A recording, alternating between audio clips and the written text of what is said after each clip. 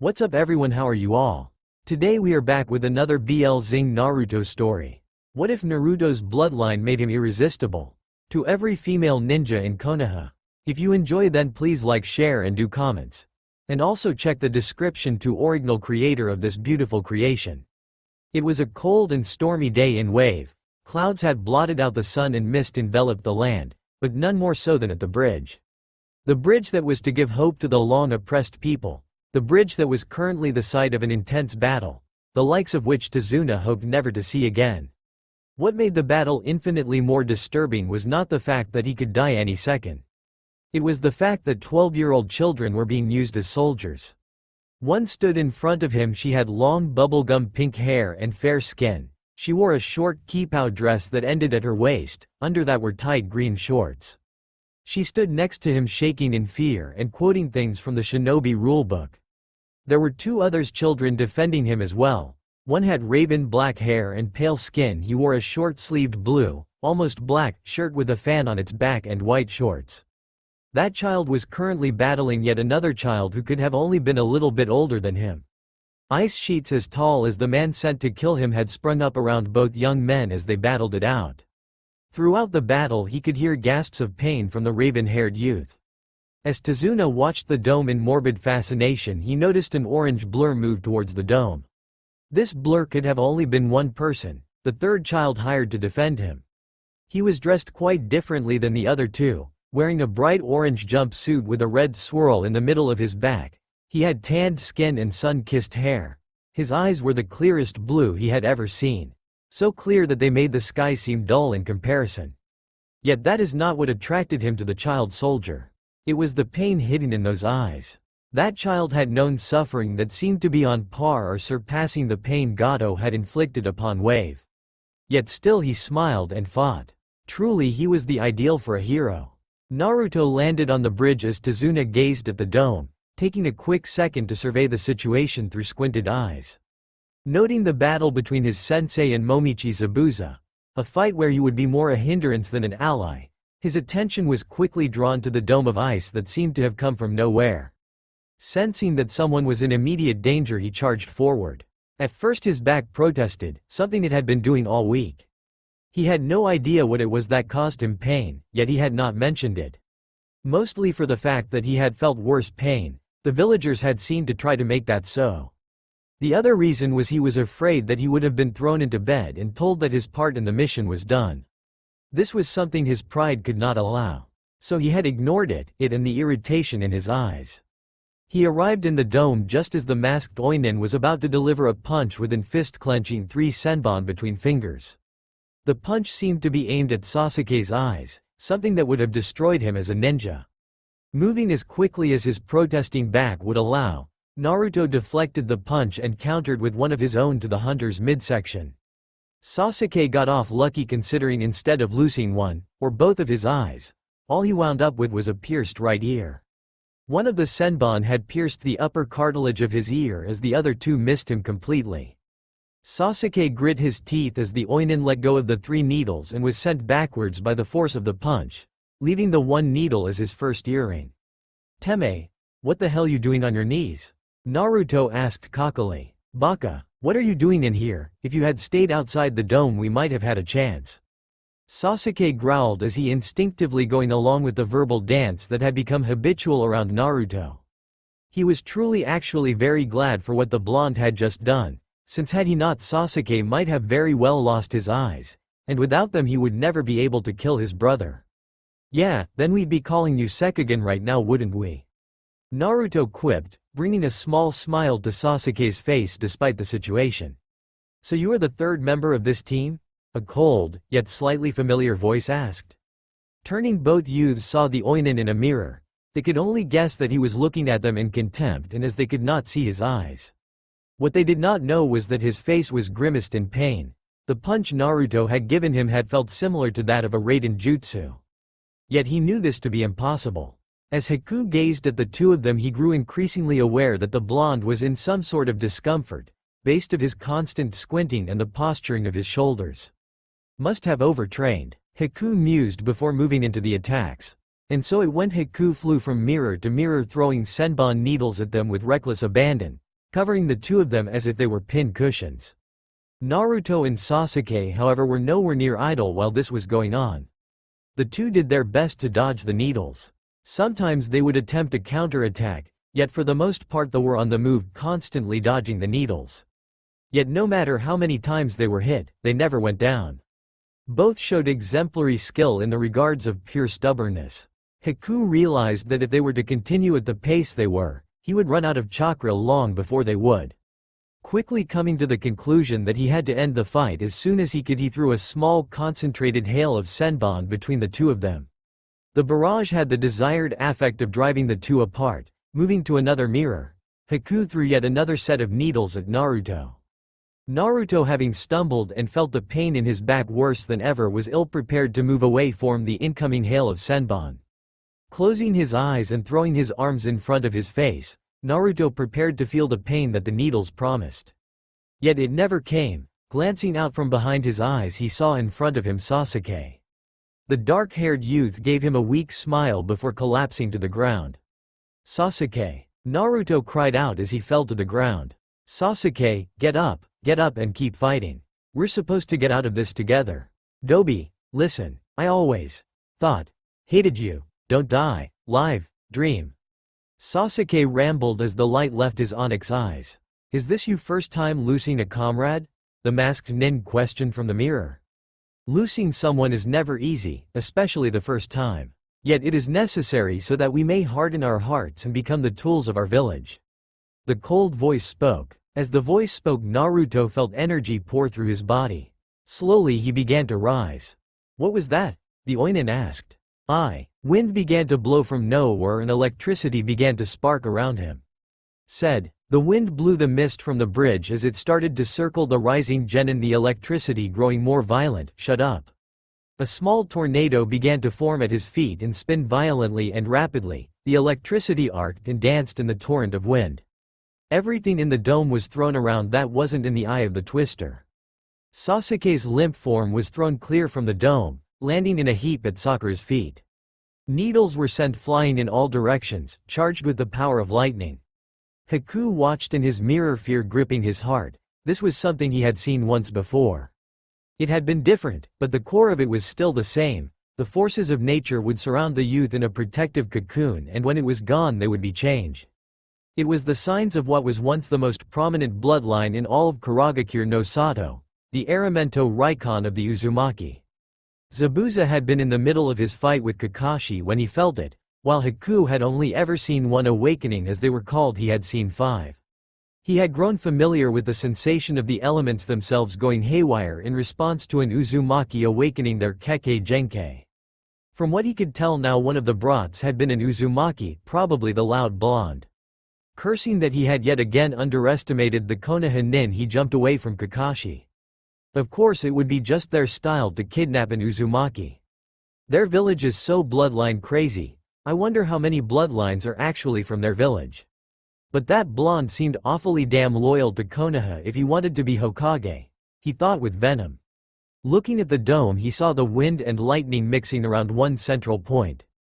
"Haku, get your ass over here," he called, trying desperately to not let concern slip into his voice. "Zabuza-sama, I know he's a fucking Uzumaki," he finished for Haku. "Wait, what the hell are you two talking about?" Kakashi asked, startled by the turn of events. "You have an Uzumaki whose Kekkei Genkai is activating. Why would I risk my apprentice in that maelstrom?" Zabuza growled. "The Uzumakis have a bloodline. Why did Kushina never mention it? She would have been received in much higher regard." As he looked onward at the small twister that had engulfed his student, he became increasingly aware of a large approaching force.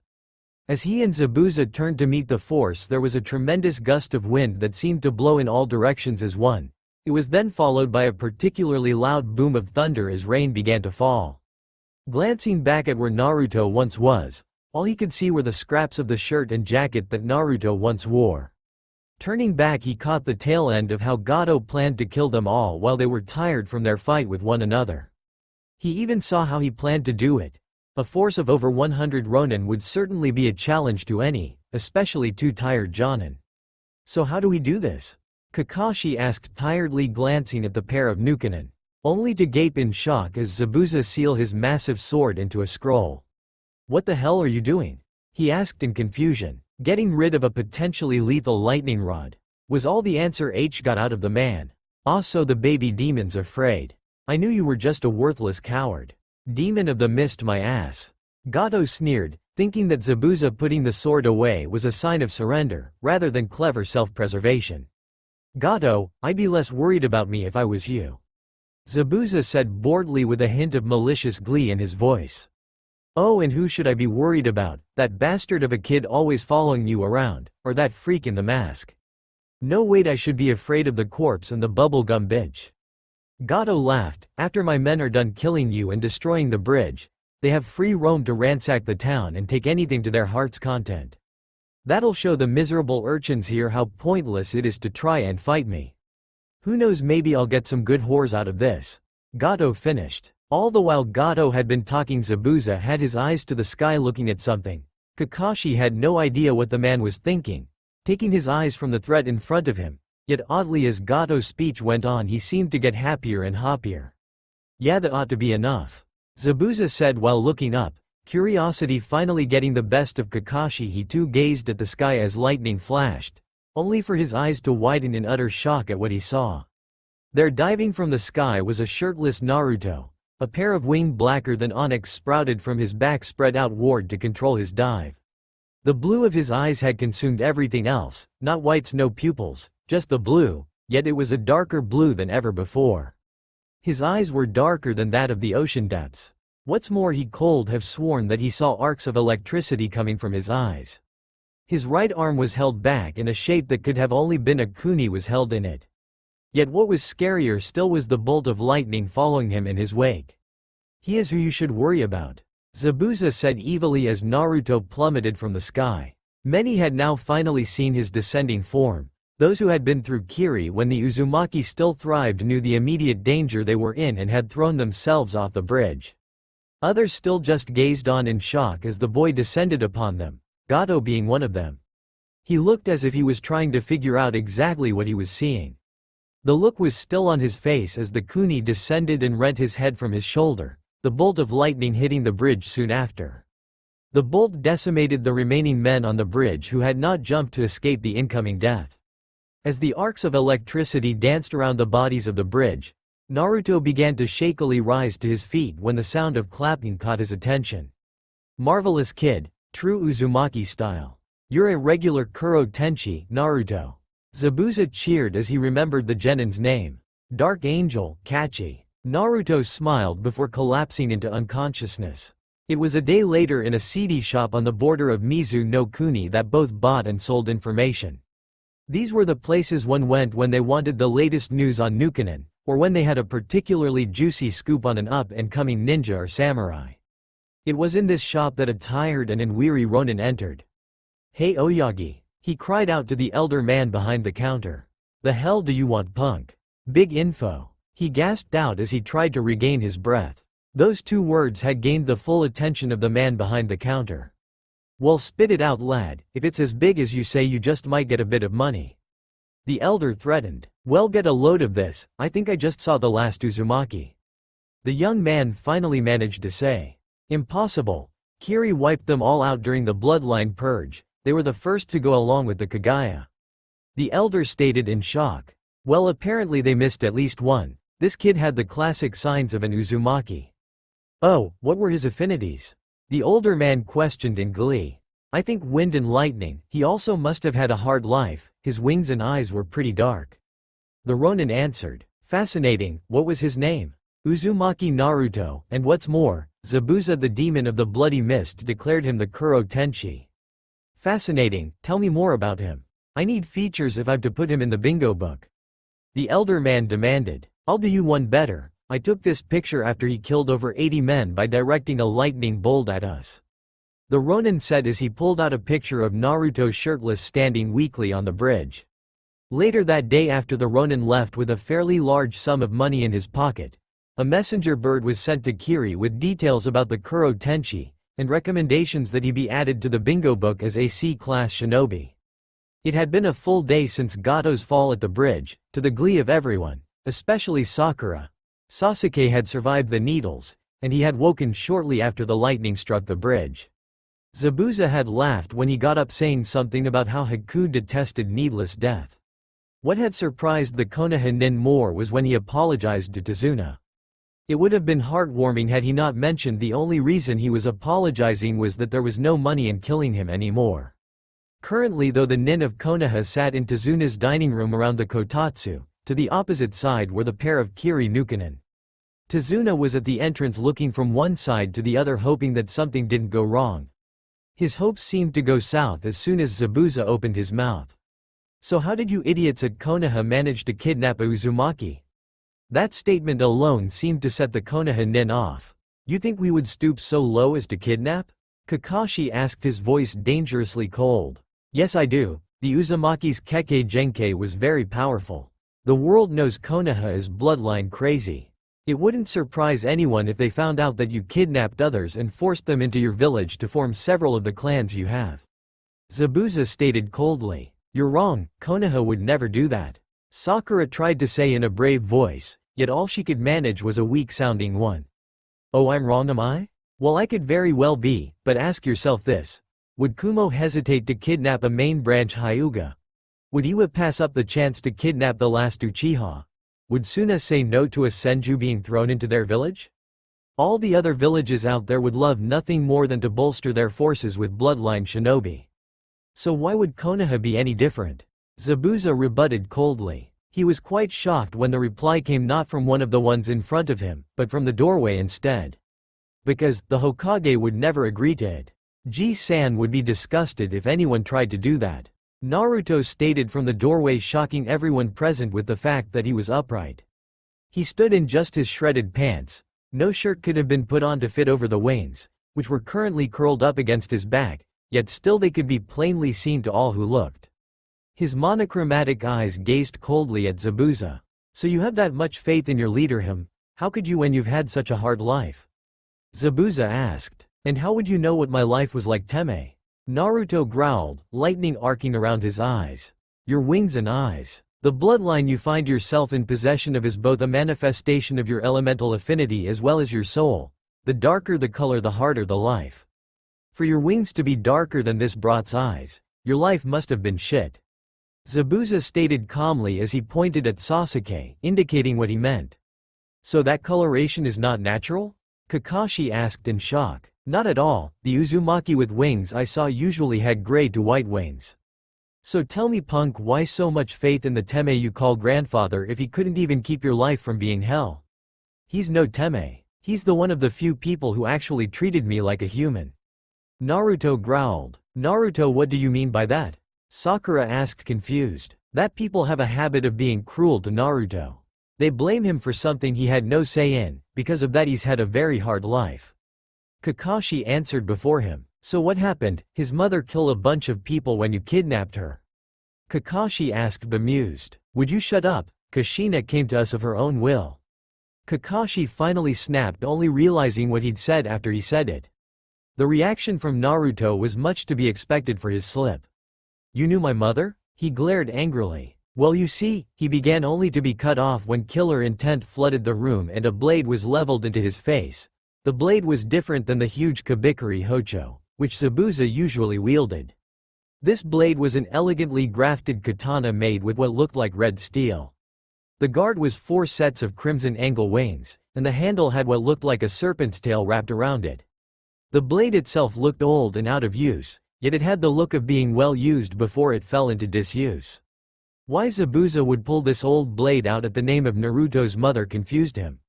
Tell me again, the name of this brat's mother. Zabuza demanded, murderous intent clear in his eyes. Uzumaki Kushina, he said back. How in the 9 hells did sensei let herself be captured by you chicken shits? Zabuza asked, malice dripping in his voice. Kakashi's eye visibly rose at the revelation that Kushina was Zabuza's sensei. Everyone had known that she was from Kiri originally and that she had escaped shortly before the bloodline purges started. But for her to have been the sensei to one of the most vicious shinobi in modern times was a big shock. She had always been a kind soul with a flair for practical jokes. Wait, my mom was Ujanen sensei? What the hell? Someone give me some fucking answers here. Naruto demanded as the revelations kept coming.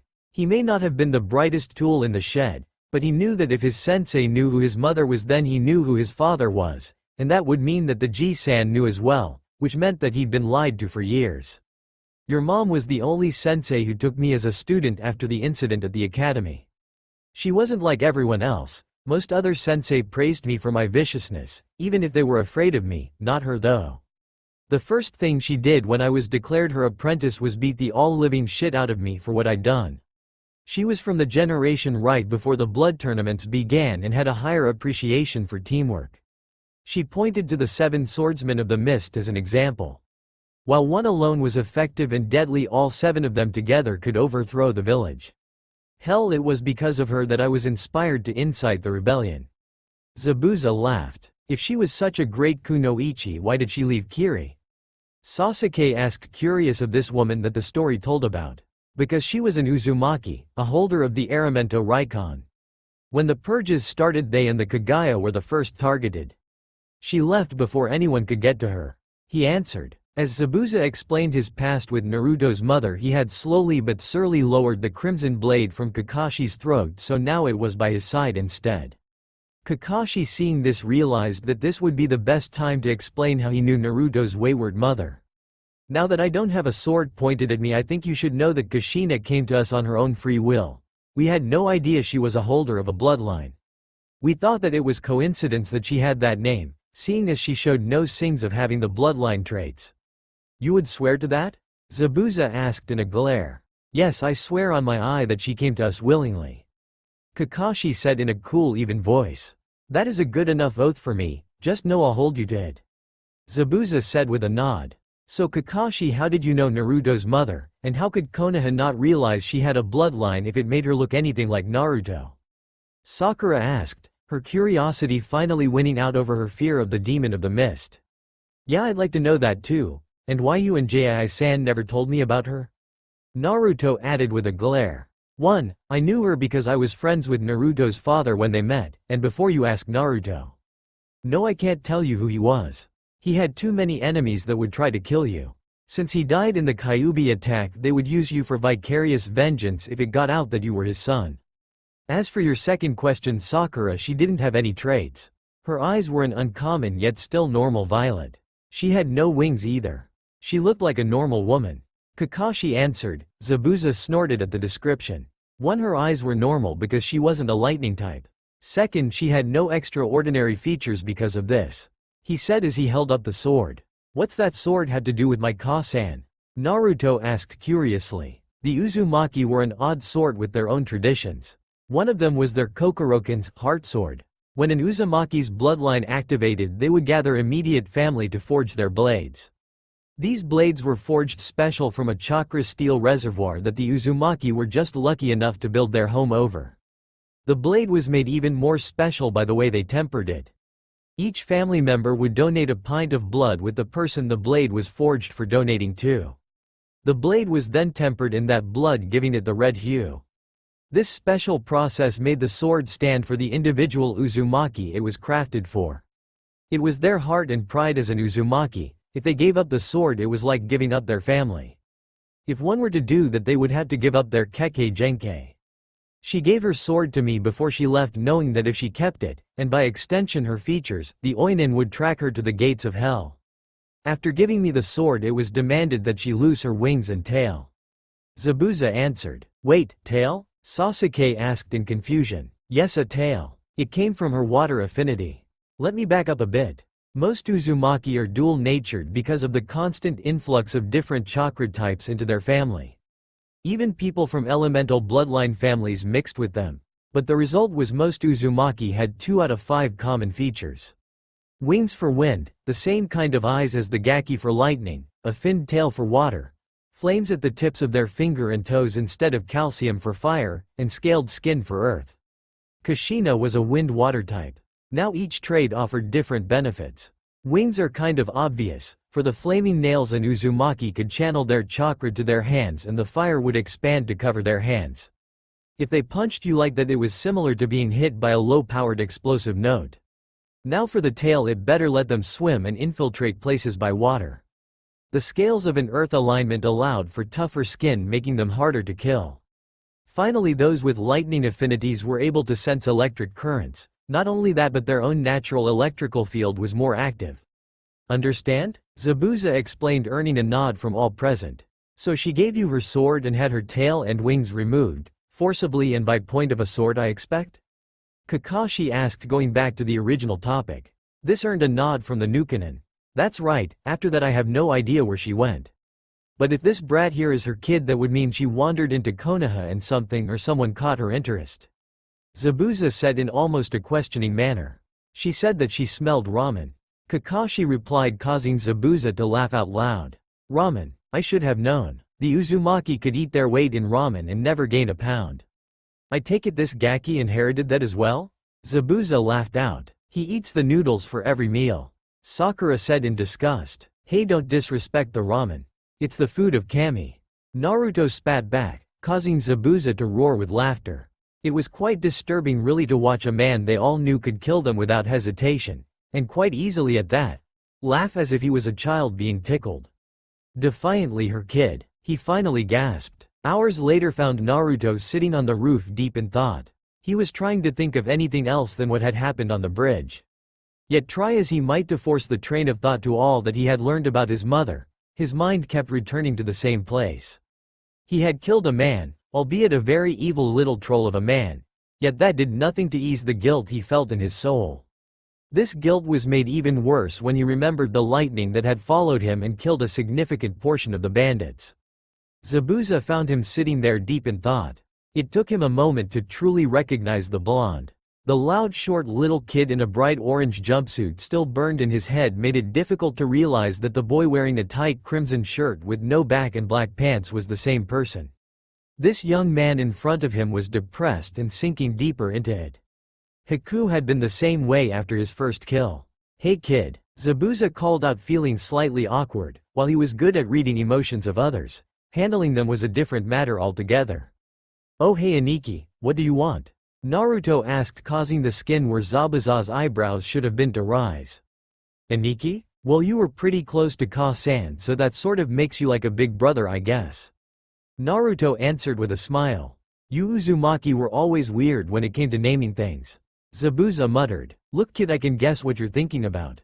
Truth is you killed the little fucker and a whole bunch of other people. They're gone and nothing you do will ever bring them back, so why bother crying about it? You're not good with the whole comforting people thing, are you? Naruto asked after a few moments of silence. Not one bit. All I can say was that Gado was scum and will not be missed. Though that's not saying much since I myself am considered scum and won't be missed when I pass. Your mom would go on and on about some such moral bullshit and try to make you feel better, but that's all I can give you. Zabuza replied. It's better than nothing, I guess. Naruto replied as he went back to looking at the stars. Every now and then he would be distracted by something. Having trouble blocking out the currents? Zabuza asked. Yeah, can't seem to find one thing that doesn't have one, except for rocks.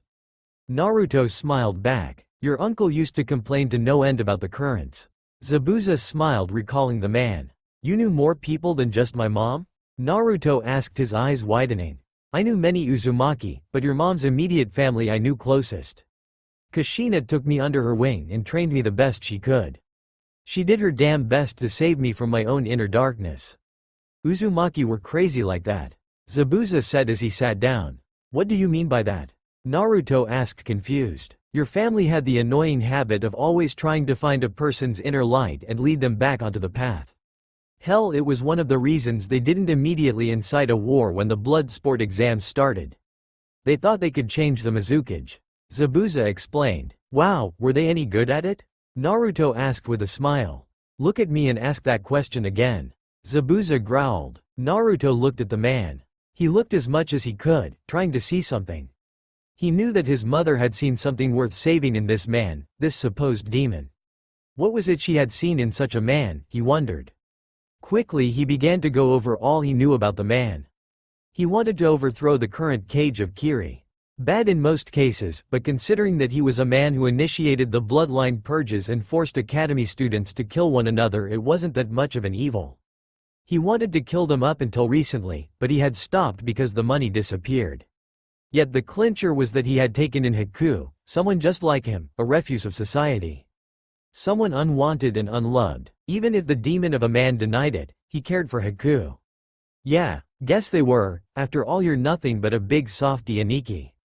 Naruto said with a smile. This of course resulted in him being punched upside the head. Ow, what was that for?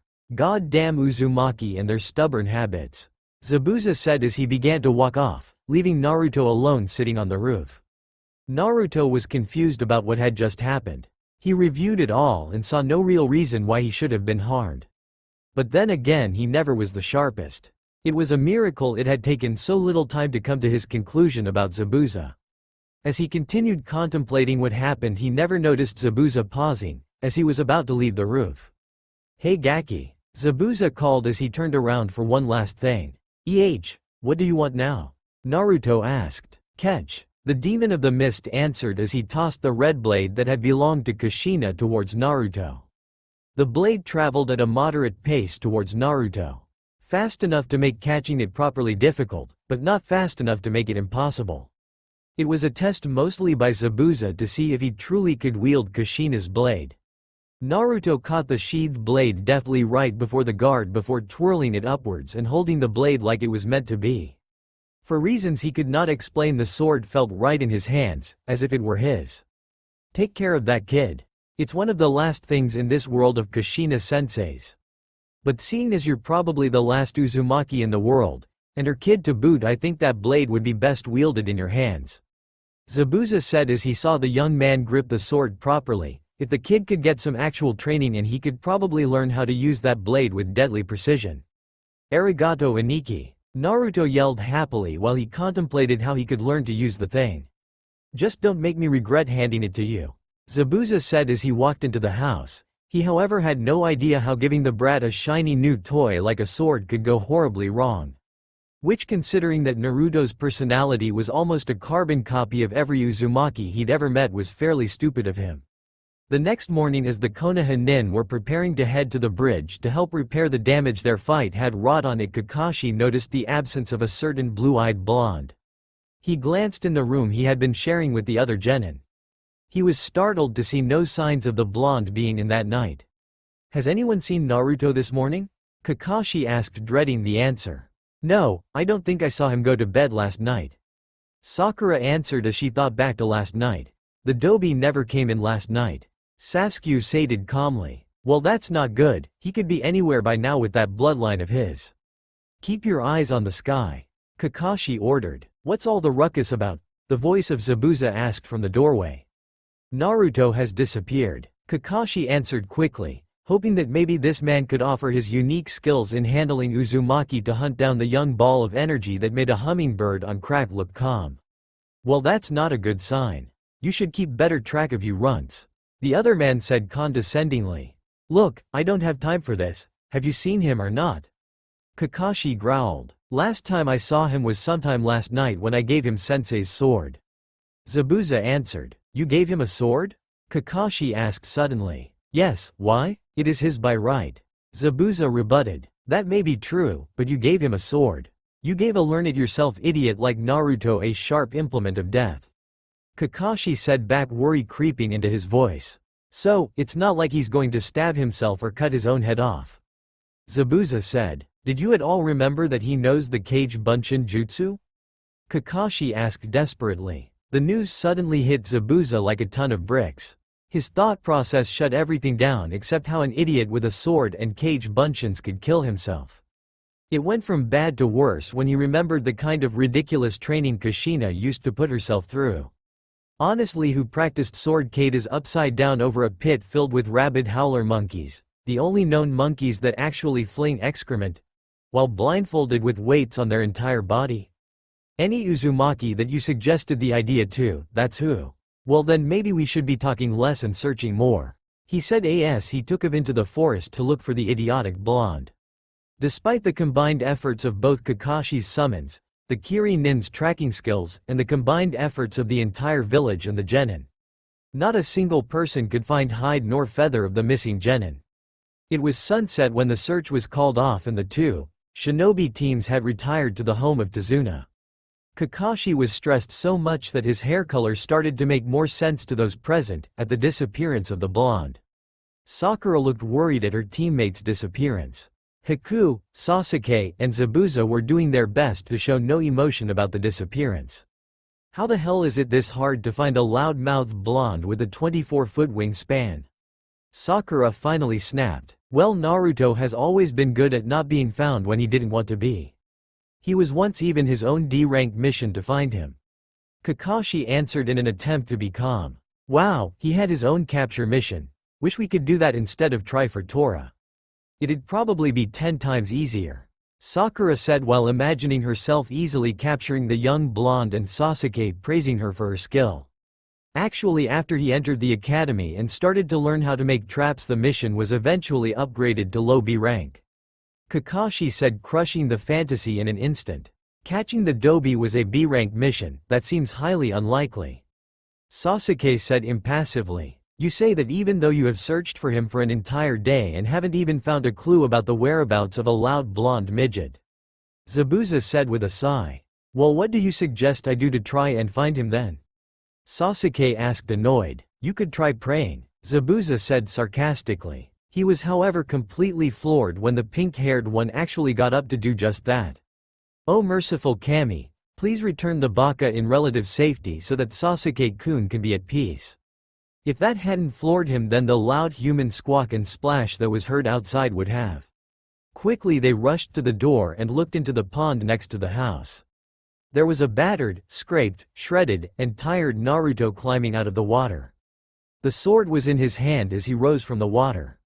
What also scared Kakashi was that he had what looked like rocks crudely tied to his legs and… Naruto, where the hell have you been? Sakura demanded. Training, was his tired reply as he walked into the house and sat down at the table. Training how? Zabuza asked. Well, first I just swung the sword around a bit trying to imagine people fighting me.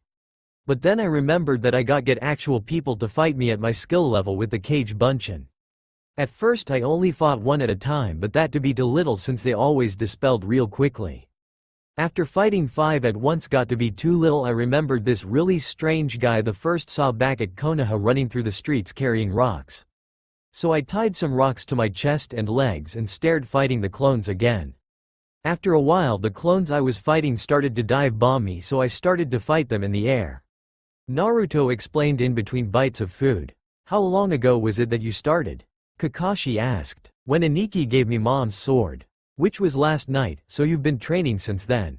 Naruto, you are aware that we had to help repair the bridge you damaged, right? Next time you decide to train, at least send us a clone to tell us about it.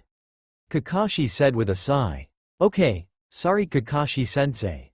Naruto said sheepishly. Good, just wait till you have someone who actually knows how to use a sword before you go off trying to learn how to use yours.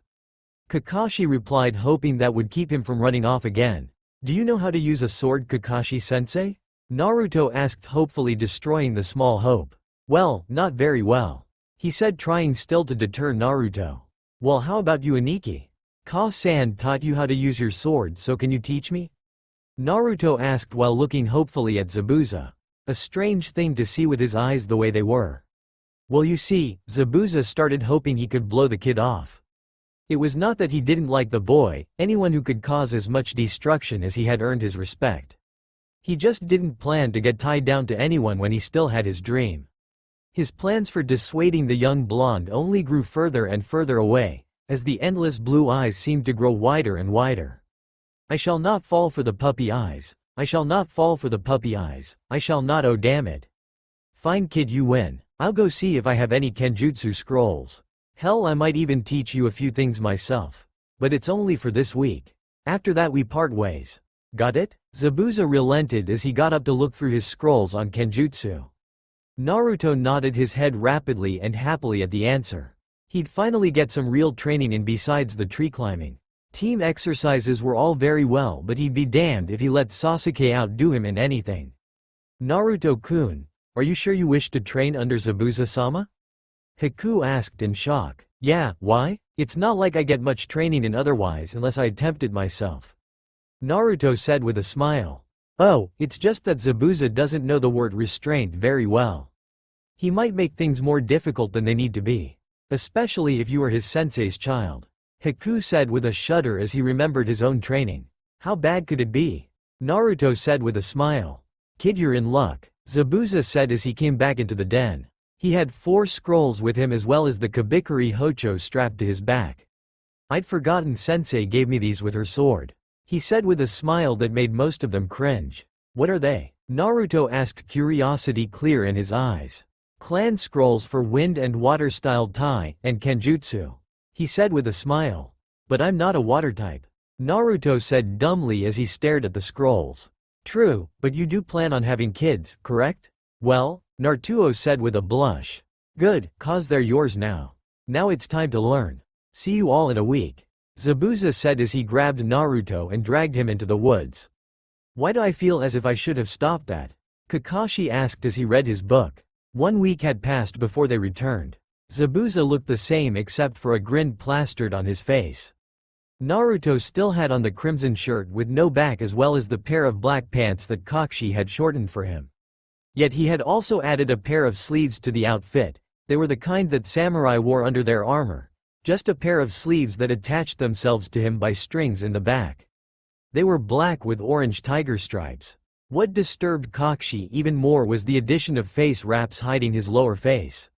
He just hoped the blonde didn't take too much after the man after just a week. Kakashi, you are an idiot, was the first thing he heard from Zabuza upon their return. Huh? He asked in confusion. This kid tells me that all you focus on is teamwork. Now while I admit that I like the idea, you're spending next to no time on working on their actual skills and fixing their bad habits. This kid here had no taijutsu to speak of, even though with proper training he turned out to be a natural prodigy in both that and Kenjutsu. Not only that, he's a hard worker who won't stop until you knock him out. Zabuza explained. The Dobi's a prodigy? Sakura asked in shock. HN took to it like a hawk to the sky. But he still needs a hell of a lot of work to get over his bad habits. Not to mention get to the level of skill needed to make Hokage. Ah, Aniki, don't say that. Naruto pouted. You're still a loud-mouthed, soft-hearted idiot, Zabuza said back. Now back to you being an idiot, he said pointing at Kakashi.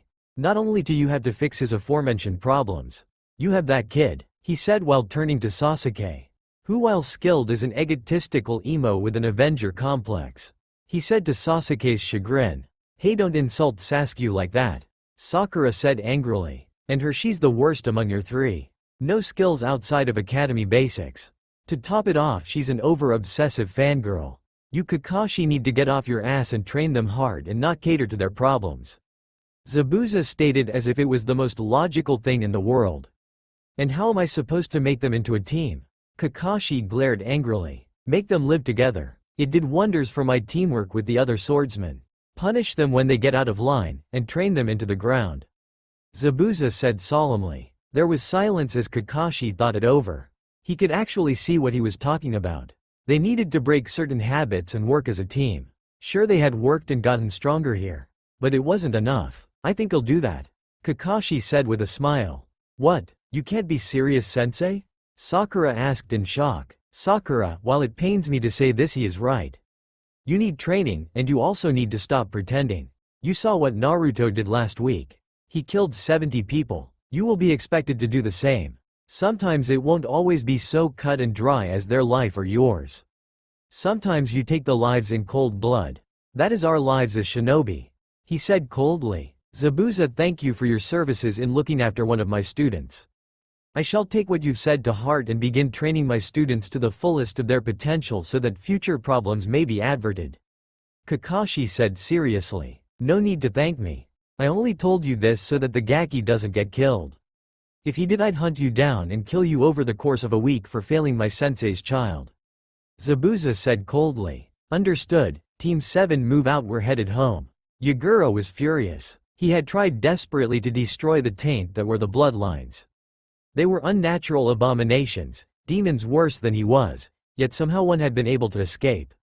As the Mizukage, it was his duty to protect his people from these abominations, and still one had been allowed to breed, making more of its kind. He stared at the picture of the KuroTenshi. It had been little more than a week since he had added the boy to his bingo book as a C-ranked shinobi. The last Uzumaki's picture stared back, as if it was mocking him. Glancing down he saw the information and grew even more furious. Zabuza named the boy. Obviously he was the demon's apprentice now and must be dealt with as quickly as possible before he could breed and infest the world with his taint. The Tsuchikage could no believe what he was seeing. It was a little more than 3 days ago that the new bingo book from Kiri had shown up with new information on ninja. At first there was the usual information on old Nukanen, but the page that had information on new shinobi absolutely floored him. There staring back at him was a younger face of the Iero Senku, Yellow Flash. Yet what added more to his shock was that he now possessed a Kekkei Genkei. The Iero Senku was to be feared with no bloodline. His hidden spawn was to be more so feared now that he had been discovered. He could not allow the child to live longer than necessary. Before too long he would have the power to finish what his father started. He had to be eliminated. So with much haste the KuroTenshi was added to their bingo book as AC rank shinobi.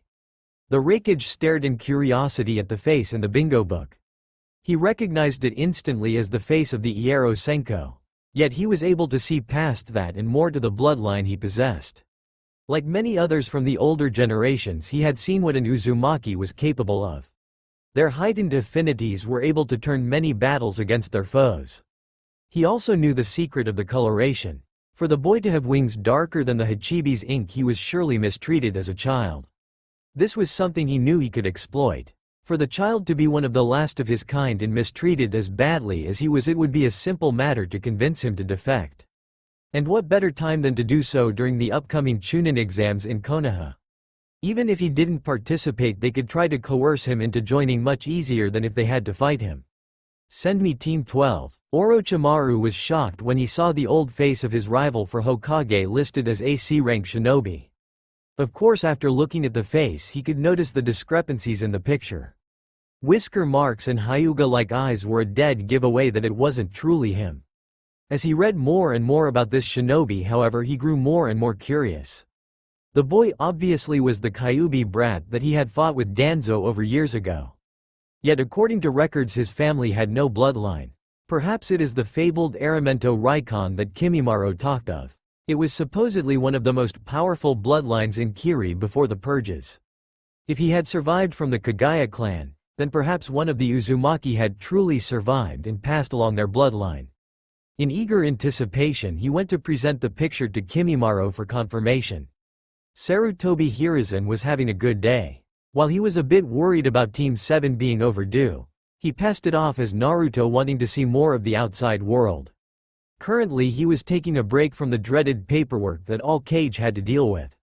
He was instead simply enjoying a little orange book that looked surprisingly similar to one read by a chronically late Jonin. As he was reading he did not expect Ebisu to burst through the door screaming. "Hokage-sama, have you seen the latest entry in Kiri's bingo book?" "What? No, why?" he said hastily as he hid the book under his desk. Ebisu wasted no time with words. Instead he pulled out his copy of the newest bingo book and opened it to a marked page and showed it to him. What he saw was shocking enough that it nearly gave him a heart attack. There in just his tattered orange pants was Konoha's #1 most surprising shinobi. This however took the cake on all his little surprises. He has a Kekkei Genkei?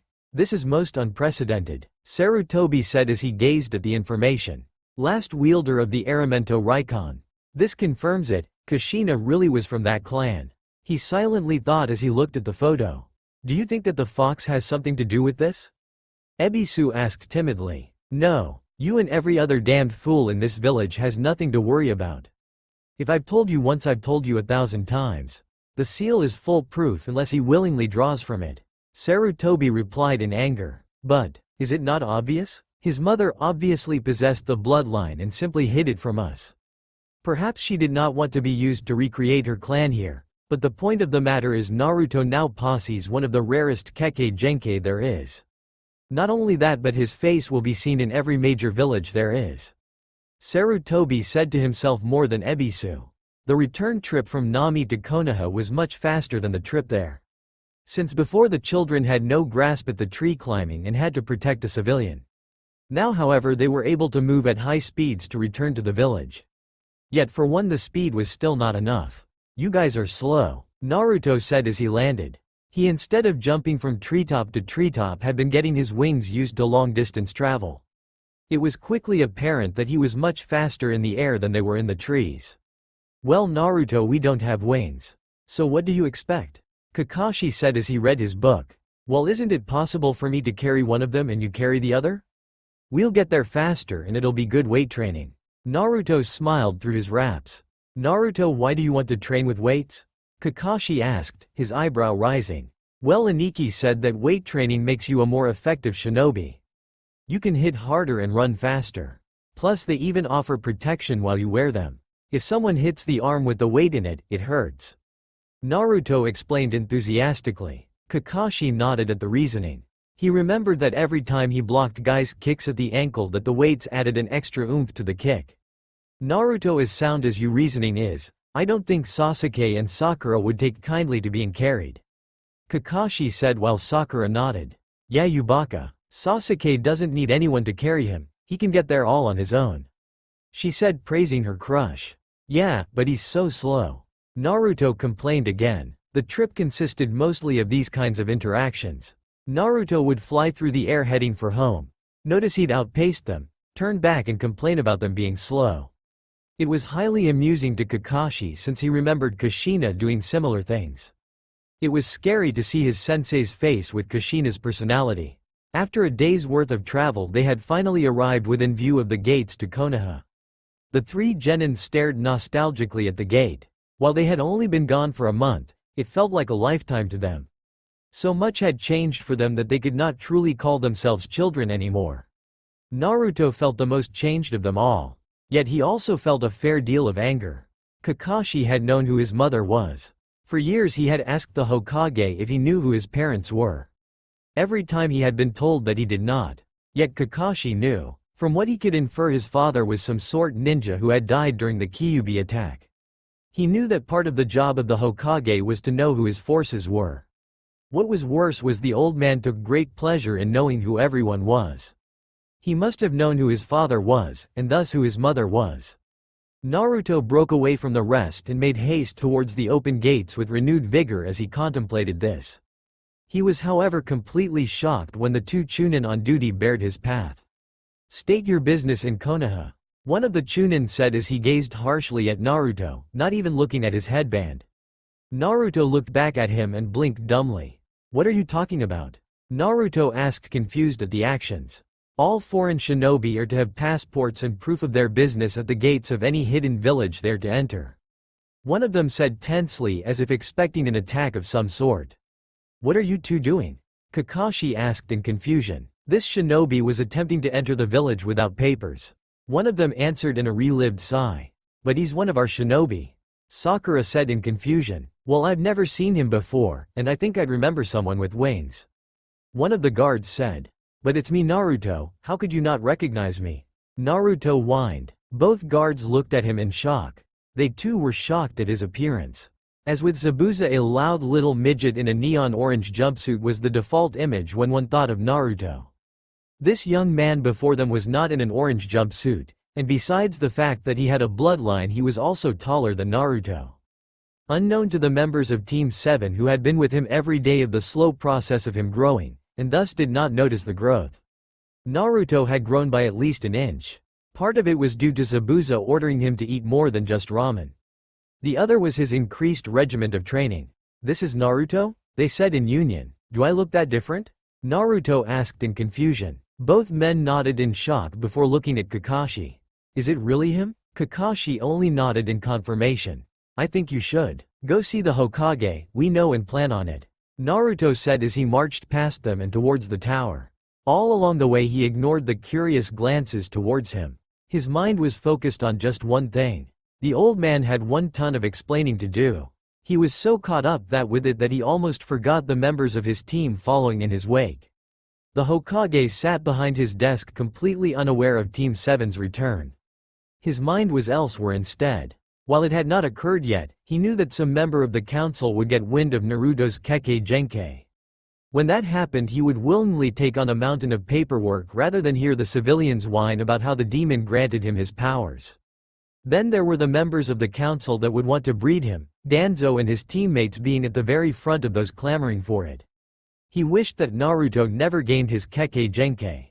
While it may make his life slightly better since Konoha loved having bloodlines, in the end it was more trouble than it was worth. It was as he was thinking all of this that the door opened to reveal the very person his mind had been on. The young blonde certainly looked different. Sarutobi gazed sadly at the new look Naruto had adorned himself in. Finally reaching his eyes, he could not help feel even more saddened in the look he was given. The eyes held a sad question in them, one that spoke of betrayal and grief. "Hey old man," Naruto said quietly for once. "Naruto, it is good to see you," Sarutobi said heavily. "I trust your team is with you to file a report on your mission?" He asked more from the part of him that was Hokage than the surrogate grandfather. "We're all here, Hokage-sama." The mission was, for lack of better words, fucked up right from the start. 10 minutes later Kakashi had finished explaining about the seriously misfiled mission they had undertaken. Sarutobi was shocked that it had gone so wrong, from the Demon Brothers to Momichi. It truly was a fucked up mission, especially for a Green Genin team. There was also the problem of Naruto learning about his mother. The look he was given earlier made sense now. "You three may go now," he said as he looked at the Genin. "But Ji-san," Naruto started to protest. "Naruto, I will speak with you later. I am truly sorry you found out about your mother in this way. I'm also sorry for the secrets kept. But I want you to understand that they were for good reason. I hope that you may forgive me for this," he said sadly while looking at his surrogate grandson.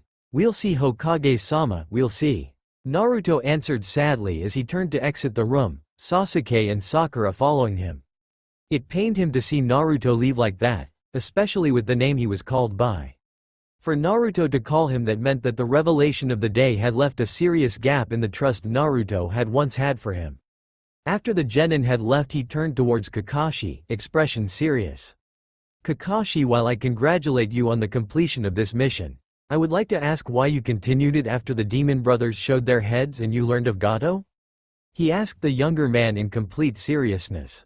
"While it was my intention to end the mission, my Genin felt that they could handle it." Kakashi answered. "Did you feel they could handle it?" the Hokage asked. "I felt that they could survive and become better from the experience." Kakashi answered hesitantly. "You wished to give them a wake-up call. Tried to see if you could force them out of their bad habits and work as a team. An admirable effort seeing as you drew the short straw with them. But there are other ways you could have gone about this differently." Kakashi had the decency to look ashamed at the Hokage summing up his plan. "I know, but the only other thing is for them all to live under the same roof for a time. With these three, they just might end up killing each other. I thought that this could get them to wake up and work together." Kakashi replied sheepishly. "I know what you mean, I had the same problem with the Sannin. Not the exact same thing as you have, but very similar. They very well did nearly kill one another when I forced them all under the same roof. But they did come out stronger for it." He smiled guiltily. He fondly remembered the days his team was together, yet those memories were always tainted by Orochimaru's betrayal. "I guess there's no choice then, we'll need a place to stay for the next few months," Kakashi said with a sigh as he contemplated all the ways this could go wrong. "It shall be arranged, but there is another matter I must inquire you on," Sarutobi said solemnly. "You mean me letting slip about Kushina? I won't apologize for it," Kakashi stated simply, earning a raised eyebrow from the aged Hokage. "You were given orders long ago not to mention his heritage. Now that you have disobeyed that order, and you are not even willing to apologize for it, you must have a very good reason," Sarutobi said darkly. "You know as well as I do that we should never have kept his parents' secret. His father I can understand. But Kushina had no enemies that we knew of. Hell, if he had known who she was he might have taken more pride in himself and worked even harder to match her." Kakashi replied tiredly. "But she did have enemies, you just stated that Kiri was responsible for destroying his clan. You yourself have dealt with the few refugees that come through Konoha. Even those who left to escape the bloodshed still wish for the death of those with Kekkei Genkai. If the Mizukage finds that one of their own escaped the purges, it will push him to take actions beyond what they already do when they see someone they have no rights over. They have already added him to the bingo books." Sarutobi replied back. "What?" Kakashi asked with a start. Sarutobi only pulled out a dog-eared bingo book as an answer. This is not good, Kakashi said weakly. It is what I always worried would happen when we sent him into the field. But there shall be more than just Iwig clamoring for his blood this time. Kiri will doubtlessly try to find some way of discreetly killing him. To make matters worse, they will have no compunctions about attacking your team as well. Kiri to destroy one of the last Sharigan users. Iwig to kidnap him. Hell, both will probably try to kill you first. Guess then that I have no time to waste. I really will have to come down hard on them and train them the way Kushina tried to train us that one time Minato couldn't. Kakashi said calmly. Isn't that being a tad bit extreme? Sarutobi asked in shock, remembering very well how Kushina liked to train and what became of it. No choice, but I'll make sure to water it down just enough so they'll stay sane. Kakashi eyes smiled. Naruto walked through the village slowly. While he felt betrayed that the Hokage had kept knowledge from him, he could not truly hate the man. He had kept him from going insane for a long time now. He was truly grateful to the older man for what he had done for him. Yet for him to withhold the information on his mother just felt wrong. He could understand from what Kakashi told him that many would try to kill him for who his father was, thus it was a secret. But why was his mother kept secret? Oi Naruto! A voice called to him, distracting him from his musing. Turning, he saw that the voice belonged to Sasuke. What do you want, Teme? Naruto asked in a slight growl.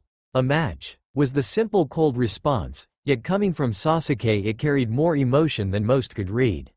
You want to fight me? Naruto asked, his tone halfway between confusion and glee. Zabuza said you were strong and a natural at taijutsu. I want to see if that's true, and if it is I want to know why you have never shown any aptitude for it. Sasuke said while looking him dead in the eyes. You've got a match then, Teme, let's go find someplace to fight. Naruto said with a smirk as he changed his direction towards the training fields. Sasuke followed behind. He was growing anxious with anticipation. He had pestered Haku for the entire week about information on the Uzumaki taijutsu style. He had simply told him that it was almost as unpredictable as they themselves were. Naruto was near giddy with glee from just the challenge. Ever since he had declared Sasuke to be his rival, the conflict had always been rather one-sided. Every fight they had was always simple, quick, and ended in Naruto defeat. Yet now he was being acknowledged by Sasuke as a worthy equal, someone worth his time in a fight. He couldn't wait for the ensuing fight. Wait, what did you say, Sakura? Ino asked in confusion. She and the members of Team 10 were heading to the Hokage Tower to report their success in a D-rank mission when they had run into Sakura. She had a look of confusion and worry on her face, as if something was about to go very wrong. Ino, Shikamaru, and Choji had all stopped to see what the matter was while Asuma entered to give the mission report and collect their pay. Sasuke went to challenge Naruto. She repeated, why the heck would Sasuke lower himself to fighting the Dobi? Naruto is just so beneath him. Ino asked in confusion. Well, Naruto sort of well. She started before trailing off, not knowing how to actually word it.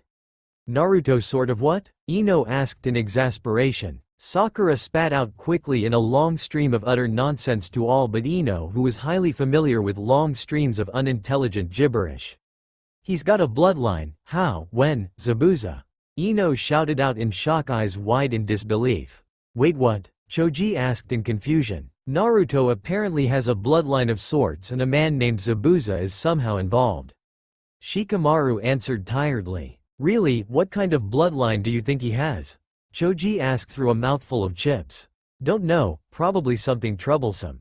He answered. During our C-rank mission, Naruto's bloodline activated and he was trained by Zabuza for a week in his family's taijutsu style. Sakura answered calmly. Why would Zabuza train the Dobi in his family's style? Surely Sasuke would deserve more merit than him? Ino asked in confusion. No, not Zabuza's family, Naruto's family. Naruto's mother was his sensei and she left some of her scroll in his possession when she left. Sakura answered, shaking her head. So why would this inspire Sasuke to fight him? Ino asked. He only said that he wanted to test something. Then he left to go looking for Naruto. Sakura answered. Well then, you shouldn't worry. A week of training can't be enough to actually make Naruto any better. He was the dead last in the academy. Ino said with confidence. I know, but Zabuza said Naruto was a prodigy. Right, then why were his grades so bad?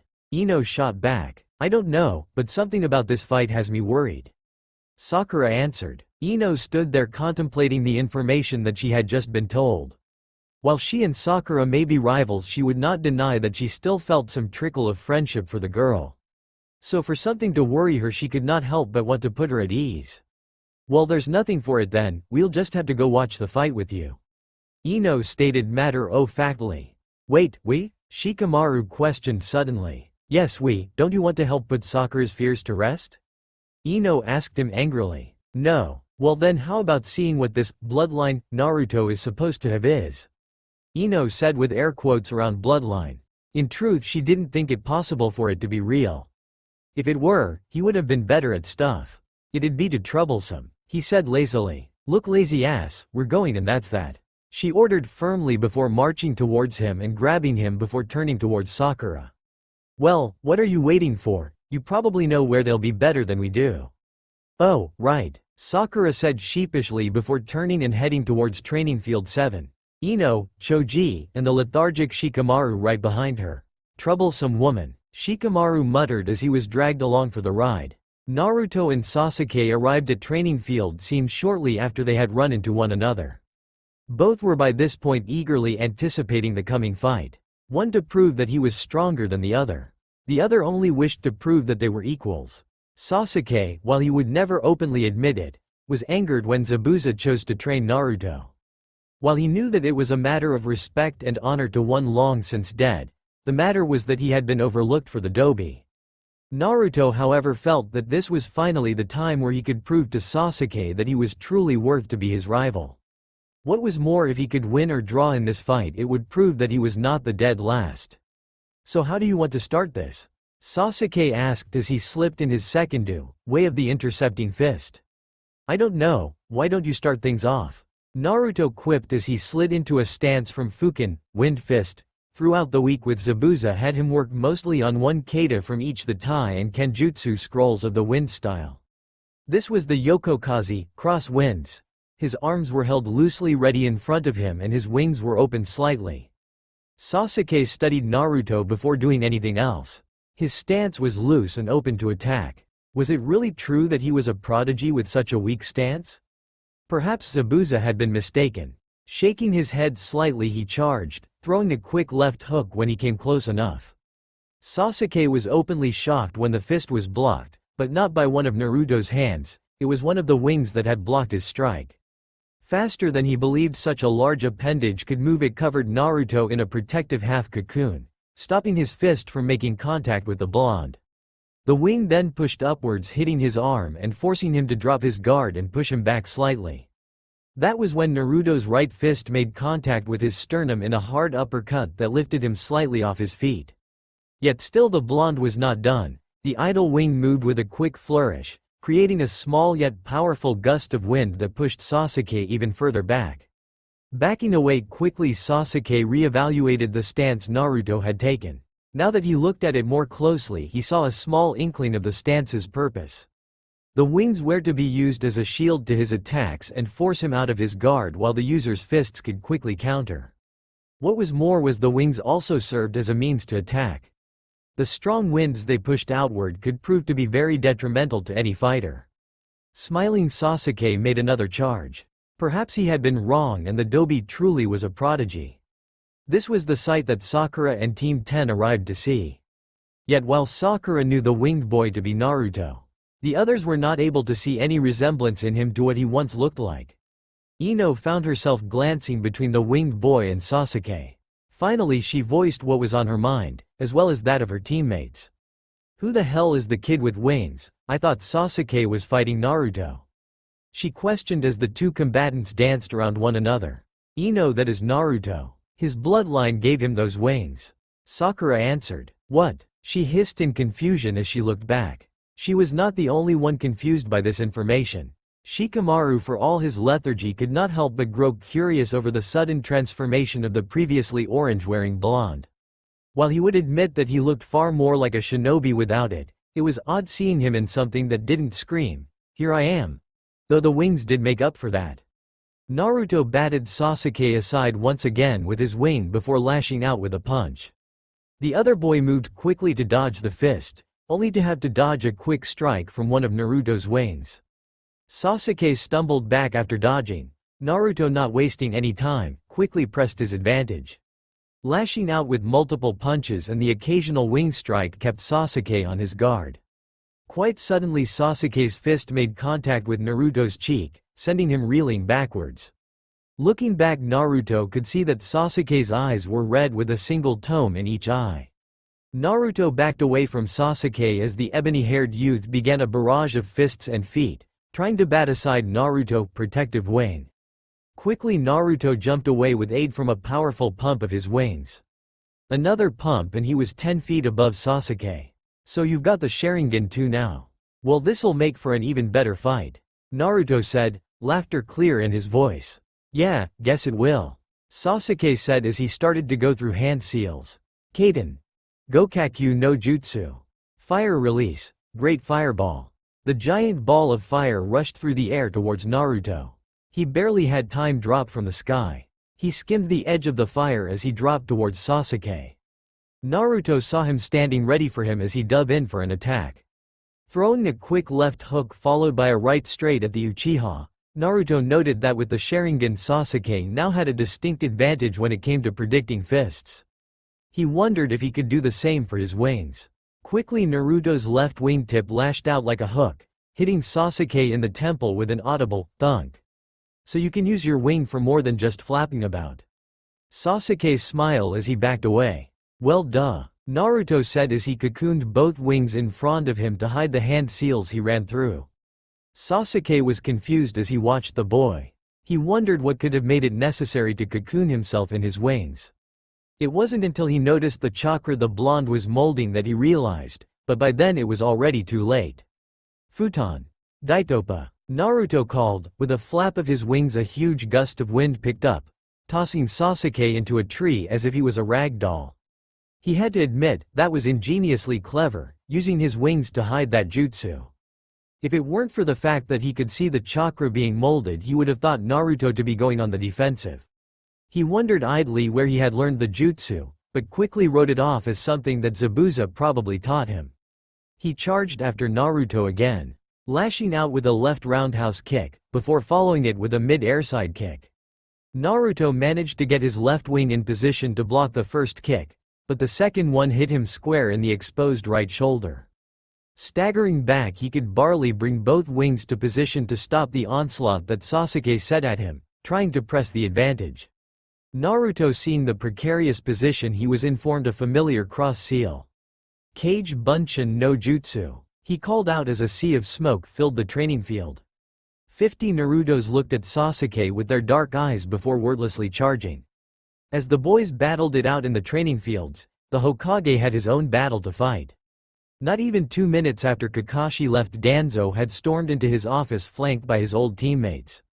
They had announced that his presence was required at a council meeting immediately. Upon arriving, he quickly learned the reason for the meeting.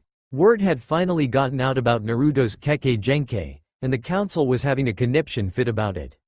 Several were in the opinion that it was the Kyuubi's influence that had granted the blonde with his bloodline. Others simply did not care how he got it, only that for once he was actually useful. Several members of the civilian council were actually petitioning their children to be wed to him. Finally Sarutobi had enough of the mindless chatter. Enough. I will not have this council bickering about this matter like uneducated academy students. This matter shall be handled calmly or not at all, he ordered while releasing the barest minimum of ki. Very well, Hokage Dono. The council is called because of the matter of one Uzumaki Naruto. I speak for all when I ask, why did you keep it a secret that he had a bloodline?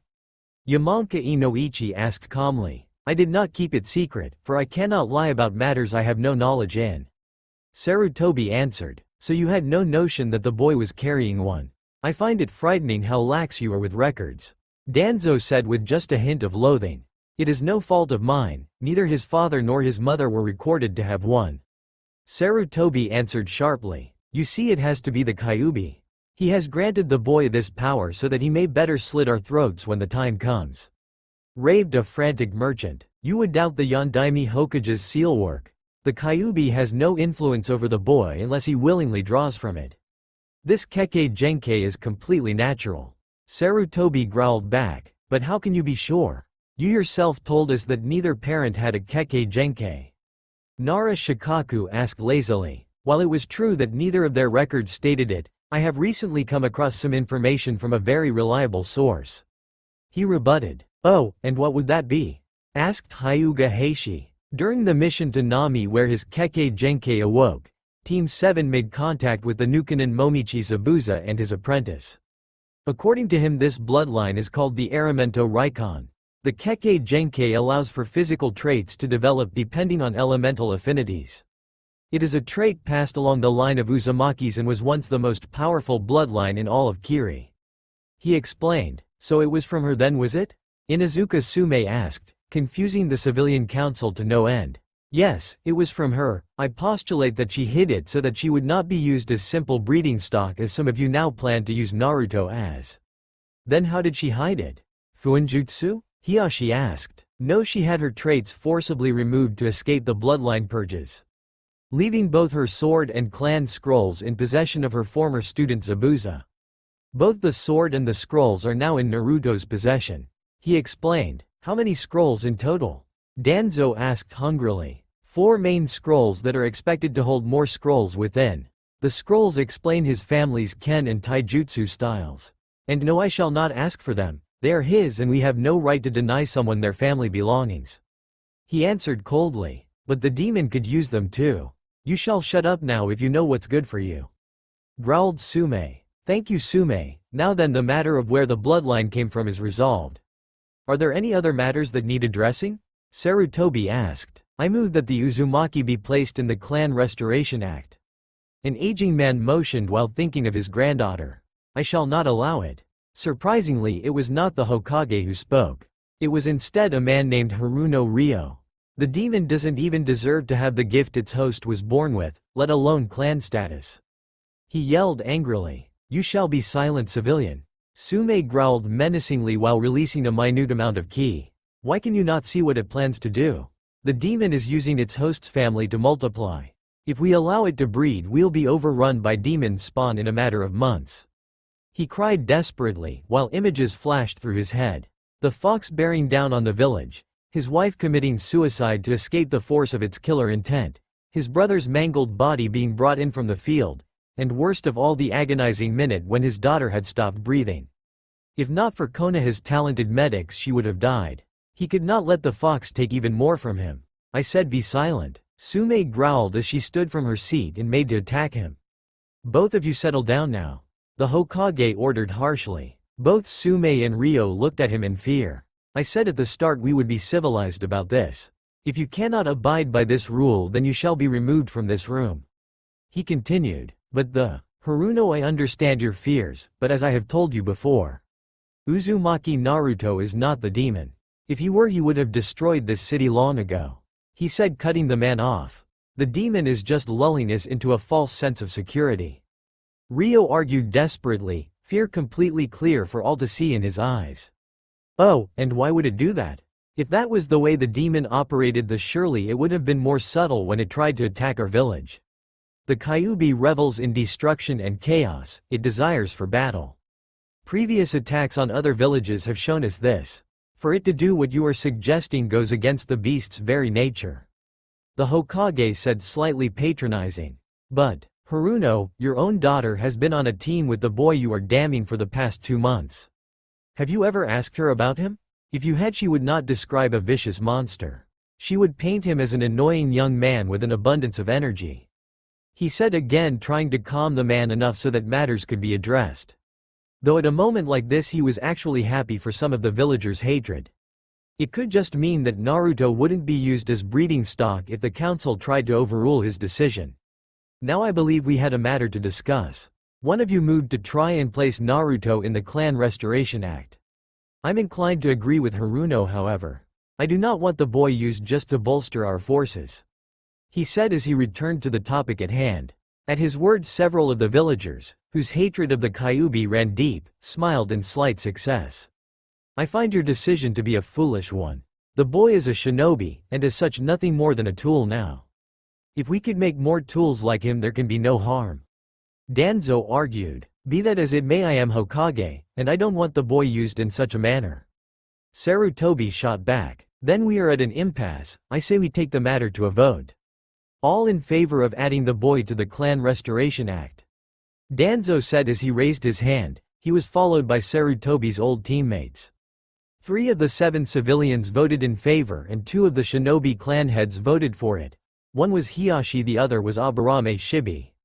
All against adding him. Danzo sneered. Saroboy raised his hand and was followed by the remaining 4 civilians and the rest of the present clan heads. 9 votes against and 8 for. It looks like he shall not be added to the act. Danzo. Sarutobi smiled while thanking Kami for his daughter Sarutobi Rika, OC. As Hokage he could not act as the head of his clan for the fear that he would favor them and only them. It had been that way with his predecessors. But his daughter could. She was a kind young woman and the youngest of his children. She had always been close to Naruto and had hated how the village treated him, but as was the same with him, she could not openly act, else she lose favor amongst the rest of the village. But in a matter such as this she could act to prevent the boy further heartache. You would deny this village the powers of his clan? Danzo accused. Sarutobi merely smiled and shook his head. You misunderstand, Danzo. I would welcome it if Naruto had a family of his own and provided us with many children. But it shall be by his choice. I shall force him into nothing, he said with a sense of finality. Your attachment to it has clouded your judgment. Say what you will, but this matter is done. Now are there any other matters that need to be discussed? Sarutobi asked. As Sarutobi protected Naruto's future, the boy in question fought a battle that to genin would be considered epic. For half an hour he and Sasuke had been locked in a heated match. It appeared that even the Sharingan had trouble predicting the movements of the Fukin. They couldn't read how his wings moved, and they could just barely predict how they would react. What made it worse for Sasuke was the constant drain they had on his reserves. While he needed it just to keep up with Naruto's movements, the boy in question was attacking from all angles. Worse still, it was only 5 minutes ago that the faintest outline of sweat had started to form on the blonde youth. Sasuke dove to the side to avoid an aerial roundhouse combo as he had started calling them. He had dodged the opening punch aimed at his face, only to come face to face with yet another Naruto who gladly threw the same move. It was followed quickly by an uppercut to his sternum. Next came the dread knee to the chin. It was made even worse by the upward momentum Naruto gained from a flap of his wings. The force of the blow sent him airborne. Naruto quickly followed him up and delivered a sharp kick to his back, sending him up to meet the downward hammer blow from Naruto. Finally another kick sent him upwards before being smacked downwards by a twirling Naruto's wing. It was the 4th time Naruto had used this particular combo. But the first time it had actually been used on him. The other 3 times he had barely managed to pull a hanged Kamiwara off to save himself. The first time was as he was about to be kicked into the air, the second was right before the kick hit him in the back. The last time was right before the hammer blow. Now however he experienced the full force of Naruto's aerial roundhouse combo. What made the pain even worse was the contact with the ground. Naruto landed right beside the crater as Sasuke slowly rose. Sasuke glared heatedly at Naruto's form, yet he could not help the slight smile tugging at his lips. Finally he had found someone in this village of fools who could actually push him to the limits of his ability. He'd fight this foe until he could surpass them in strength, then he'd be just one step closer to him. You still alive, Teme? Naruto questioned as Sasuke slumped forward slightly. He grunted from the hole. Come on surely, you have more energy than that? Naruto said eagerly, as he bounced on the balls of his feet. You'd have to knock me out, Naruto. Sasuke said as he finally rose to his feet. But then the girls watching us would get mad. He said childishly. The 4 in the bushes were startled that he knew they were there.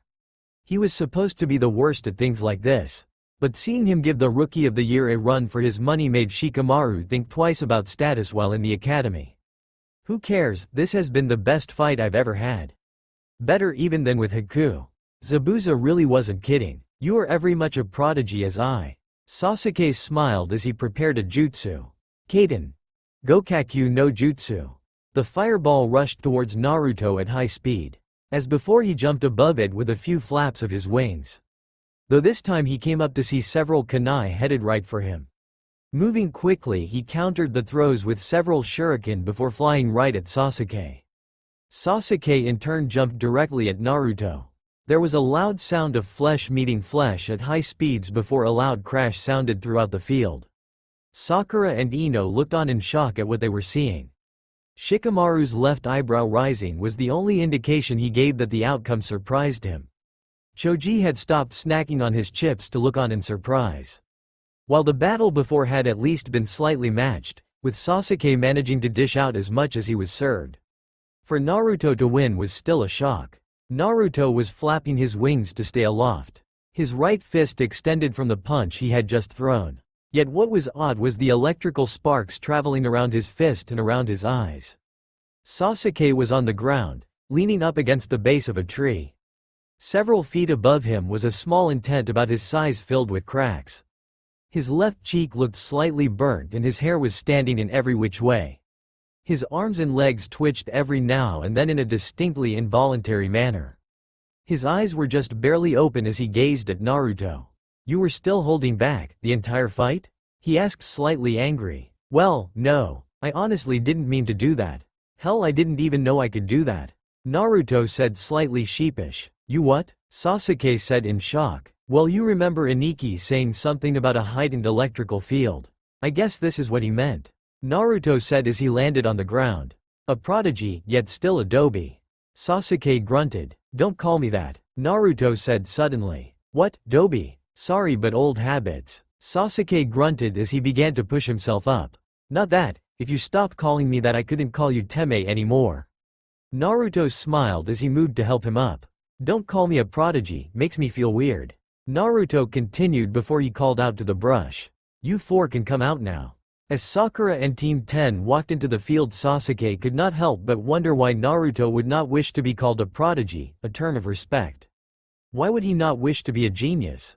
"Why can't I call you that, doby?" he asked in confusion. "Because, calling me that, it's just weird. It makes it sound like I didn't work for my strength. Zabuza put me through some crazy stuff to help me get stronger," he replied. "What sort of crazy stuff?" Sasuke asked with morbid curiosity. Naruto shivered slightly before he gave his reply. "You really don't want to know," he said weakly. "That bad?" Sasuke asked. "All I'll say is that I have a newfound respect for you with how long you've survived your fans," he replied, earning a very strange look from Sasuke. It was at this moment that Ino and Sakura finally overcame their stupor at what they had seen. Rushing forward, they pushed Naruto out of the way before fighting over who got to take care of Sasuke. Sasuke looked as if he'd rather be in the dirt than being comforted by his fans. "Sasuke, are you alright? Naruto didn't hurt you too badly, did he?" Sakura cried as she attempted to help him up after knocking away his support. "Sasuke, tell me where it hurts," Ino demanded as she pulled out a roll of bandages. "Man, am I glad that's not me," Shikamaru muttered as he helped Naruto up. "Yeah, fans are not fun," Naruto said as he nodded his agreement. This earned shocked looks from both Shikamaru and Choji. "This from the person who used to wish he had fans?" Choji asked in confusion. After Nami, I neither want nor need fangirls in my life. They're crazy," he shivered. "Okay, do I even want to know?" Choji asked. Naruto again shivered at the memory of Zabuza dropping him in the street in just his boxers outside of the newly formed Naruto fan club in Nami. He called it speed and endurance training. Naruto called it sadism. "Choji, I think we should drop this," Shikamaru said lazily. "Yes, I would like that very much," Naruto said enthusiastically. "So," Choji said as he tried to find some way to break the awkward silence that had befallen them as they drowned out the chatter of the fangirls trying to help Sasuke. "For the love of Kami, one of you help me." Sasuke's voice suddenly broke their stupor. The three boys turned and saw that Sasuke was shirtless and the girls were trying to get his pants off. Both of them had glassy eyes and slight nosebleeds. "But Sasuke, we're only trying to find where you're injured so we can bandage it up," Ino said seductively. Bandages over 10 feet away from her. "Yeah, Sasuke. We only want to help." Sakura giggled. "Should we? I'm not touching this," Shikamaru said hastily before Naruto could suggest helping. "Yeah, I think I hear my dad calling. Bye," Choji said as he ran off. Shikamaru didn't even bother with more words before he disappeared. Great, just me and the rabid fangirls. Naruto said as he looked at the two girls about to molest the weakened Uchiha.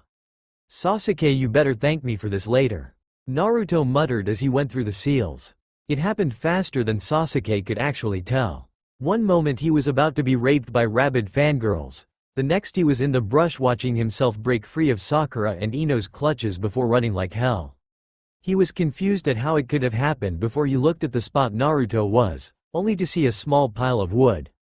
Wood very similar to the type he was standing on now. It didn't take him long to actually realize what had happened. Naruto had camouflaged with the brush where he now stood before hanging into him and switching with him. This both prevented them from noticing that they had a fake and hiding him effectively. Did he really just do that for me? He wondered as he went to pick up his shirt. Guess I'll have to do something as a thank you. He muttered as he wandered back towards his clan compound. Naruto was very worried about his situation. He had indeed hanged into Sasuke and switched places with him. After all, he truly did take Kakashi's words to heart. Those who abandoned their team were worse than trash. So he would take the heat off his teammate. Besides, this had the added benefit of getting some good legwork in. However, this time his run from the fangirls was far worse than him running from his own. His fangirls had no ninja training and couldn't use chakra. These girls, however, could. What made it worse was that as he continued running from them, more girls joined into the chase. After all, he was running around as a shirtless Sasuke. As more girls joined the chase, those already in the chase pushed themselves to be the first to catch him, thus making him push harder to not get caught. Shit. Sasuke better find some fantastic way of thanking me for this, Naruto said to himself as he turned down another road, only to stop when he saw the mob in front of him. Part of the mob had apparently slipped off and cut ahead of him while the rest remained to chase him down. At the heads of both mobs were Sakura and Ino. Come on Sasuke-kun, we just want to help you. Ino cooed, don't need help, just need an exit. Naruto smiled, causing most of the fangirls to faint. After all, he was using Sasuke's face and not a single one of them had seen such a heartwarming expression on their broody prince. The gap made by the fainting girl was all Naruto needed to make an attempt at freedom. Desperate for an escape, he dashed through, dodging grabby hands and ducking under diving fans. However, his escape was cut rather short when he felt a hand grip his ankle, tripping him. I got him. A victorious yell rang out. Instantly the horde of girls seemed to descend upon him. Naruto instantly realized that he was in more trouble than he had ever been before. None of the girls in Nami had ever been able to catch him, but he got the idea of what they wanted to do. He had no choice but to end the charade. Sorry girls, got to go, he said with a smile. The girls grew confused as their prince smiled again. A small breeze seemed to go up as they heard an odd swish in the vicinity. Kai, Sasuke shouted as his image faded. Instead, in his place was someone that only two people truly recognized. Naruto quickly broke from their grasps before twirling around and gazing at them. As I said, sorry about all this. He smiled as he jumped to the air with a powerful pump of his wings. Many girls started in awe of his retreating figure. Some could not truly believe what they had seen. It was as if their prince had evolved and cast of his mortal shell, transforming into the perfect angle they always knew him to be. Sakura, however, was pissed beyond all rational belief. She'd been tricked. Sasuke was within her grasps and Naruto had stolen him away. He must pay. Moving quickly while fueled with rage, she grabbed the rock closest to her person before hurling it with as much chakra-laden force that she could muster. Naruto was ill-equipped to deal with the rock flying at him at high speeds. For one, he didn't notice that it was headed directly towards him until it hit him. For another, he'd never really had any practice correcting his flight after being hit by something like this. Worse still, the rock had hit him fairly hard and caused him to start plummeting earthwards. The only thing he could make out before blacking out was the outline of a girl. Gaara could not believe how lucky he was. It was only yesterday that the man his siblings called father had announced that they were going to be attacking Konoha with the help of Otto during the Chunin exams. What made the news even better was the bingo book he had recently looked at. A genin had made it in as a C-rank shinobi, the KuroTenshi. If he wasn't in the exams, he would seek him out. After all, what better way to prove his existence than by slaying an angel? Tamari, however, was worried. While she would go through with the plan, she wasn't happy about it. They had an alliance with Konoha and it just seemed wrong to break it so easily. What made it worse was how happy Gaara was with it all. She knew it had something to do with the KuroTenshi she had read about. He was apparently the last of a family of powerful bloodline users. Obviously Gaara would target him before anything else, though secretly she wished that he would lose if he fought the KuroTenshi. While it was horrible to think, the thing Gaara was becoming was not her Otuto, it was a cold-blooded monster. Team 12 of Kumo was confused about why they would be requested to see the wreckage. While it true that they were an exceptional team led by one of Kumo's elite Jonin ni Yugito, they had not gone on any missions or done anything noteworthy of late. All they had done for the past 2 weeks was train for the upcoming Chunin exams. While it was true that it was over 3 months away, Yugito was determined to make sure that they not only got to the final round, but that they walked all over everyone. Yugito too was curious. She wondered what they had done to be called in by her adoptive brother. All she could think of was that he had found out about the time that she had shredded his limited edition volume of Icha Icha. She glanced back at her team, wondering why they were called just to hear him lecture her. First was a young girl with gray pupil-less eyes and raven black hair done up in dreadlocks. Her skin was dark and she wore a tan shirt with a lightning bolt trim pattern underneath a green sleeveless vest. Her pants were a standard shinobi black with a kunia pouch at her left. Her hite 8 was worn around her forehead. Her name was Achuten Kagome. Next was a young man dressed in a dark blue shirt that covered a mesh shirt underneath. His pants were blue with a streak of red on each leg. At his waist were a pair of ninjutsu. His hite 8 was worn on his right bicep. His hair was a deep red and was cut short. His eyes were a deep blue color, and his skin tanned. His name was Token Urufu. Finally there was a Kume Yuri. A girl with green eyes and blonde hair much like her own. And much like Yugito's own hair, it was long and braided. In fact, the girl had copied her entire outfit. If not for the fact that she was very timid, Yugito would have expected her to act almost exactly like herself. Once Yugito and her team had entered A's office, Yugito went straight to business. "Oi Baka, what the hell's the idea of calling us away from training?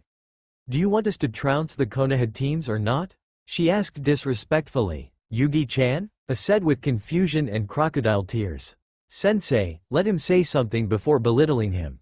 Kagome scolded. "Thank you Kagome. Now on to why I called you here. I have a mission for you." "No," Yugito said quickly. "But, you said you wanted my team to be the best, so I'm making them the best." "Missions can wait until they're all Chunin," Yugito said. "Ah, I see where the misunderstanding is.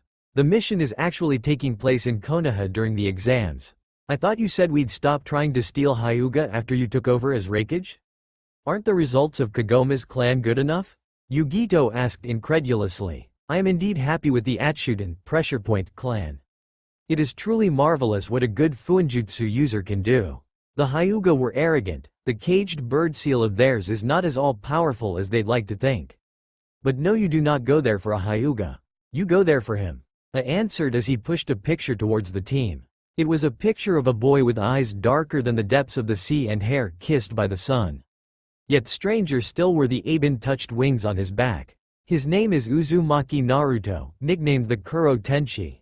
He is the last of his family and I want you four to try and convince him to defect to our village." I explained. "And you think he'd actually do that?" Urufu asked. "There is a high chance that he might. You see, his wings are an indication of his past. For them to be as they are means that life has not been kind to him. You should approach him and try to make it seem that we offer a better life for him than his own village." I elaborated. "And if we can't do that?" Kagome asked. "While I hate to suggest it, try seduction as well. If that too fails, then you may have no choice but to make him come with you." I answered solemnly. "Do you accept the mission?" "I guess so. I mean, how hard can it be to convince one kid to leave a place that treats him like dirt?" Yugito asked with a smile, not knowing how much she would regret asking. Inuzuka Hana had finally returned home from what could be considered a complete snafu of a mission. It was supposed to be a simple bandit cleansing. They had no idea that there was a group of trained samurai leading the bandits. It made sense really now that she thought about it. How else could they have been so effective if not for the samurai that led them? They had been too well organized to be just common bandits, not to mention too strong. Instead of being a simple task of killing a few and rounding up the rest, it had turned into an all-out bloodbath. 3 Chunin and a Jonin had died in the conflict. For an Inuzuka, this was considered one of the greatest tragedies that could occur, losing part of the pack during combat. Even worse still was that Hana had nearly died herself while fighting the lead samurai. The battle had not been a good one. Her own blade had been completely destroyed by the enemy's blade with just one well-placed swing. If not for the fact that she was a woman and that she had the Inuzuka abilities to fall back on, then she might very likely have died. As it was, the lead samurai had taken his eyes off of her after sundering her blade, leaving him open for the killing blow. Though despite the loss of her sword, Hana was in an almost pleasant mood. She had managed to find several interesting scrolls in the leader's tent, as well as claim the sword the bandit leader had been using at the time. As Hana had been the one who had killed him, she was perfectly allowed to loot his corpse and belongings. There were 4 scrolls in total, 2 of which bore the symbol for fire and the other 2 bore the symbol for lightning. Having glossed over them upon finding them, Hana was pleased to note that they were scrolls detailing basic Ken and Taijutsu styles. They also appeared to hold several other scrolls inside of them, making them all the more valuable. The sword she had gained also sparked more than idle fascination. The blade was a dark crimson hue, almost like blood. It was made even more beautiful by the flame-like pattern that ran along the metal of the blade. Add to that the lightning patterns on the hilt and you had one eloquent blade. One that more than made up for the one Hana had lost in the fight. Shaking herself from admiring the blade, Hana turned to the 4 scrolls she had pilfered from the leader's tent. The scrolls themselves were not in what could be considered good shape, each looked to be old yet as well looked after as they could be. In fascination, she opened one of the scroll, hoping it contained the forms for whatever style the samurai had used to combat her party. However, the information was not what she had expected. The first scroll she looked at certainly did contain information on a fighting style, as well as several jutsus that worked well in conjunction with the style. The problem, however, was that the style and the jutsus were completely specialized. Specialized to the point that they were almost like the techniques of her own clan, damn near useless to anyone else. God damn it all to hell. Hana sighed as she threw the scroll onto the ground in frustration. How the hell did those moronic samurai learn shit from clan scrolls? Hana growled as she looked through one of the other scrolls. Sure enough, it too was specialized to something only someone with a particular bloodline could actually use effectively. Worse still, it seemed that the samurai's entire fighting style was a bastardized version of the scroll's fighting style, and she lacked the go-between to turn the things from the scrolls into something she could actually use. Shit, all that excitement for nothing. At least I got this sword. Hana sighed as she flopped onto her back in the small clearing behind the main house, holding the sword above her head and admiring it in the fading light of day to calm her anger.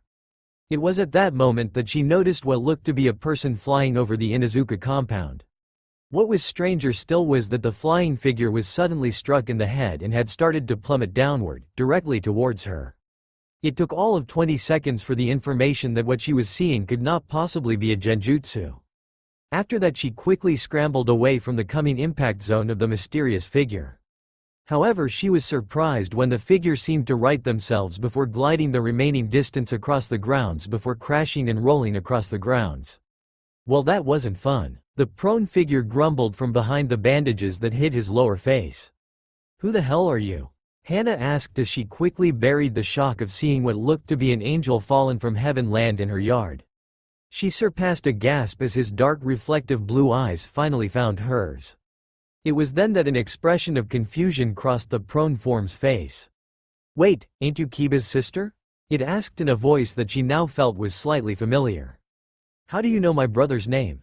She asked, her own confusion now becoming evident in her voice. I thought it was you, your Bana, right? He asked in a cheerful tone as he stretched his wings and rotated his shoulders. That's Hana, she shouted, now almost fully convinced that she knew who had crashed into her yard. But the sheer impossibility of the handsome-looking young man in front of her being the resident eyesore was next to impossible. Oh, right, I always messed that up, sorry Hana-ni-chan.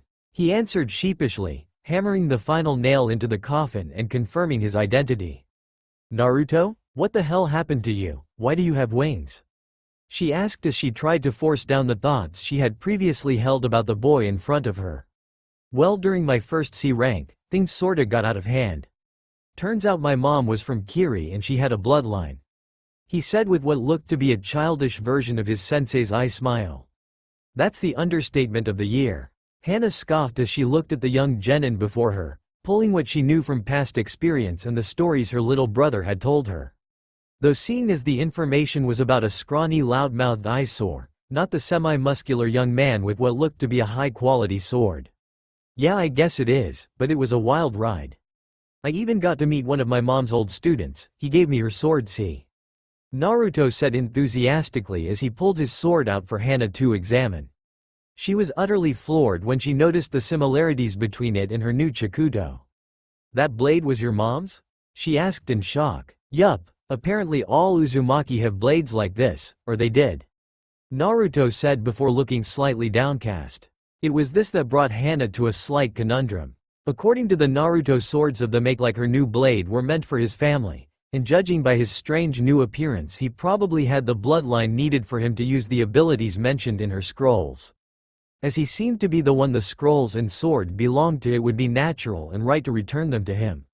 Yet she had earned them by killing the previous owner. All in all, it left her at a bit of a stalemate. After a few moments when it looked like neither would say anything more, Naruto turned and made to take off. Yet before he could, Hana finally reached her decision.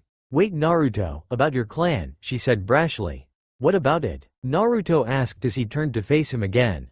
Look, during my last mission I ran into this samurai, and he had a sword that looked a lot like yours. She explained. Instantly she saw the hope leak into his eyes. She almost felt bad about continuing, but seeing as she had already started she couldn't really stop. Well, he was an enemy, but I did manage to retrieve these off of him, she said as she motioned to the scrolls and sword on the ground.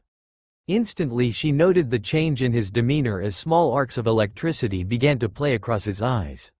When you say retrieved, what exactly do you mean? He asked coldly. As I said, he was an enemy, he tried to kill me and my team. What did you expect me to do? She growled back. This of course placated him slightly, but she could still sense the tension in the air between him and herself. So what is the point of you telling me this? He asked quietly. Well, the scrolls ain't really worth anything to me. I figured I could return them to you. She answered sharply, not really caring for Naruto's attitude at large. What's the catch? Naruto asked suspiciously. Look, Gaki, I'm trying to be nice here. What the hell's with the attitude? Hana barked in irritation. Right, and you're planning on giving me things because? He asked smartly, fully expecting that the scrolls she was trying to return would come with some kind of price. Well, they are yours, right? She growled. Maybe, but from what Aniki said, my clan wouldn't part with their blades or scrolls easy. So how did you get a hold of them? He shot back. I already told you, some samurai I killed had them on him. He probably killed one of your family members to get them. Look, if you don't want them I'll just keep them. She huffed. I didn't say I didn't want them, I just asked why you're simply giving them to me. Most people here aren't that nice. Naruto replied coldly. Hana nearly barked out some form of comeback for his attitude. As far as she knew, the people of Konoha were the nicest in the world. But then she remembered exactly whom she was dealing with. She knew that he wasn't well liked by most people, though she really had no idea why. Simple harmless pranks were not enough to get that kind of animosity. She just knew that he probably had enough happen to him that he was mistrustful of priceless gifts. It almost made her sick to think about what someone could have done to make him mistrustful of such acts of genuine kindness. However, his current attitude still took up the forefront of her mind, and frankly he was pissing her off. Look, I'm honestly trying to be nice here. I can't really learn jack shit from these scrolls.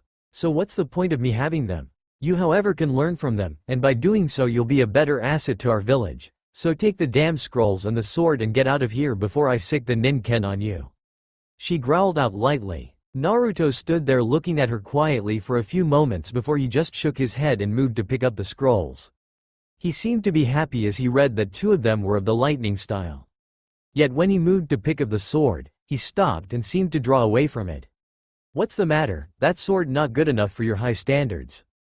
Hana growled out confrontationally. Keep it, I've already got a sword. Naruto replied as he turned to take off back into the skies around Konoha. I thought your family didn't part with their blades easily? Hana asked mockingly. Consider it payment for the scrolls. Naruto replied before he took off with a mighty flap of his wings, leaving a slightly wind-ruffled Inuzuka maiden to pick up the discarded Kokoroken. That kid has ball of steel to mouth off to an Inuzuka woman like that. A voice came from the shadows, startling Hana. Turning, she saw her mother standing in the shadows. Though she figured it had to be her, very few can truly sneak up on an Inuzuka. "Okawa-san?" Hana asked respectfully. "That gaki will go far, mark my words, pup." Sume answered with a feral smile before turning and leaving her confused daughter by herself. "What just happened?" she asked as she looked towards where her mother had appeared from, and then to the skies where Naruto had taken off to. The next day, 3 of the total 4 members of Team 7 sat at their usual meeting place waiting for the 4th. However, the present 3 were not waiting for the usual suspect, instead they stood waiting for another. "Where the hell is that baka?" Sakura screamed as she scanned the skies, looking for the new telltale red and black. "Mama, Sakura-chan, could you keep it down, I'm trying to read here." Kakashi asked lazily as he turned the pages of his book. "But sensei, Naruto should have been here by now. He's keeping us from valuable training time." Sakura whined as she yet again took to looking at the sky. "Just be patient, worrying like that will make you old." Team 7's sensei replied. "Sasuke, what do you think could be taking him so long?" Sakura asked as she turned to her crush. "Don't know, don't care," he answered coldly from his spot on the ground. He honestly didn't care where Naruto was at this point. He was mostly concerned with going over the fight he'd had with the blonde previously. Trying to come up with some form of workable strategy for the next time they faced one another. "Sakura, I told you not to worry," Kakashi said as just a hint of annoyance started to creep into his voice. "But sensei," Sakura made to protest. That was however until an abnormally large amount of chakra washed over the area, followed by a very loud vocalization. "Kai!" shouted the voice of the missing teammate. Naruto looked at the group in front of him in confusion, as Kakashi didn't disperse like he had expected him to. Instead, he merely tilted his head to the side as his team looked at him with equal amount of confusion. "Naruto, why did you try to dispel a genjutsu?" Kakashi asked. "Because you're here on time," was the deadpan response. "Baka, you're late," Sakura yelled as she bashed him on the head angrily. "Well, I'm sorry, I was training to kill time," Naruto grumbled as he recovered from the attack. "You were training?" Sasuke asked curiously. "Well, yeah, Kakashi-sensei's usually always 2 hours late. I figured I could use that to get some extra training in," Naruto replied honestly. As his team looked at Naruto with mild embarrassment, Kakashi couldn't help but try to save face due to the completely accurate accusation. "Where exactly were you training?" Sasuke asked with a slight hint of curiosity.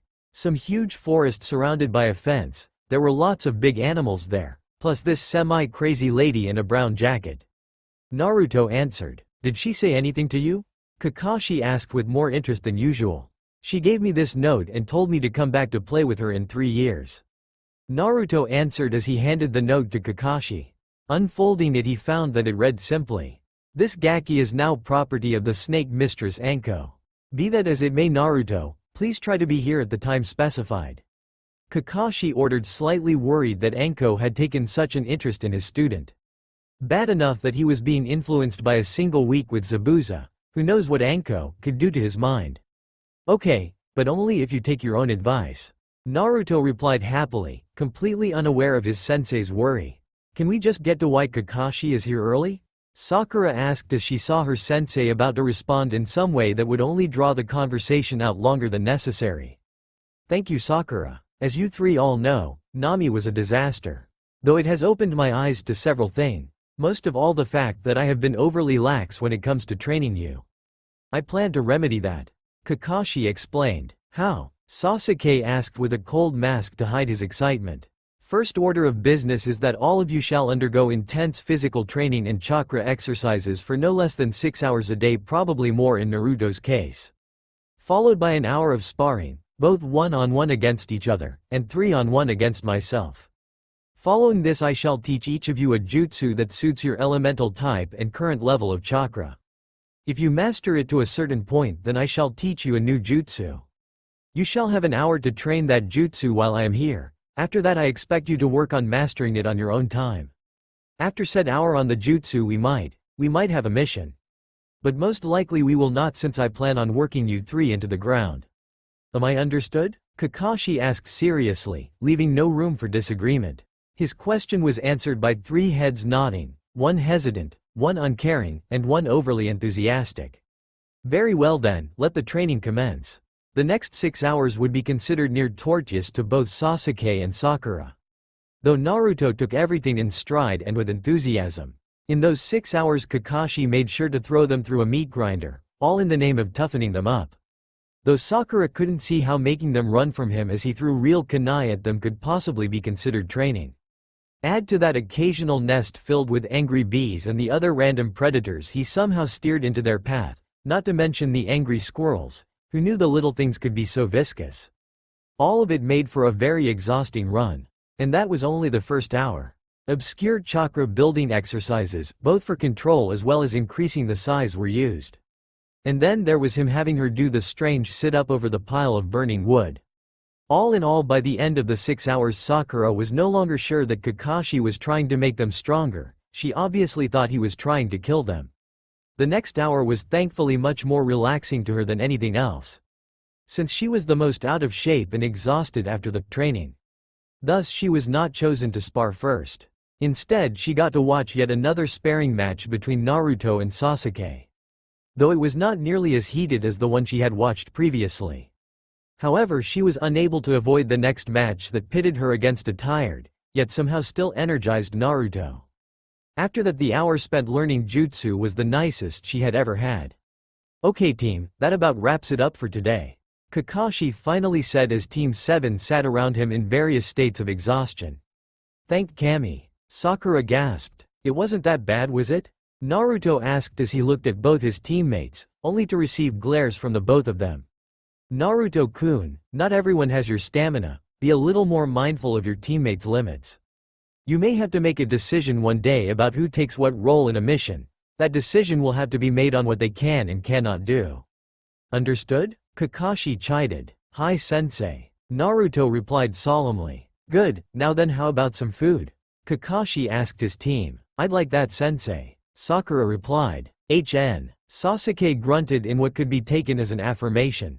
Can it be ramen? Naruto asked hopefully. Nope, I think a stop at a barbecue would be best. Remember what Zabuza said, Naruto, you have to have a balanced diet.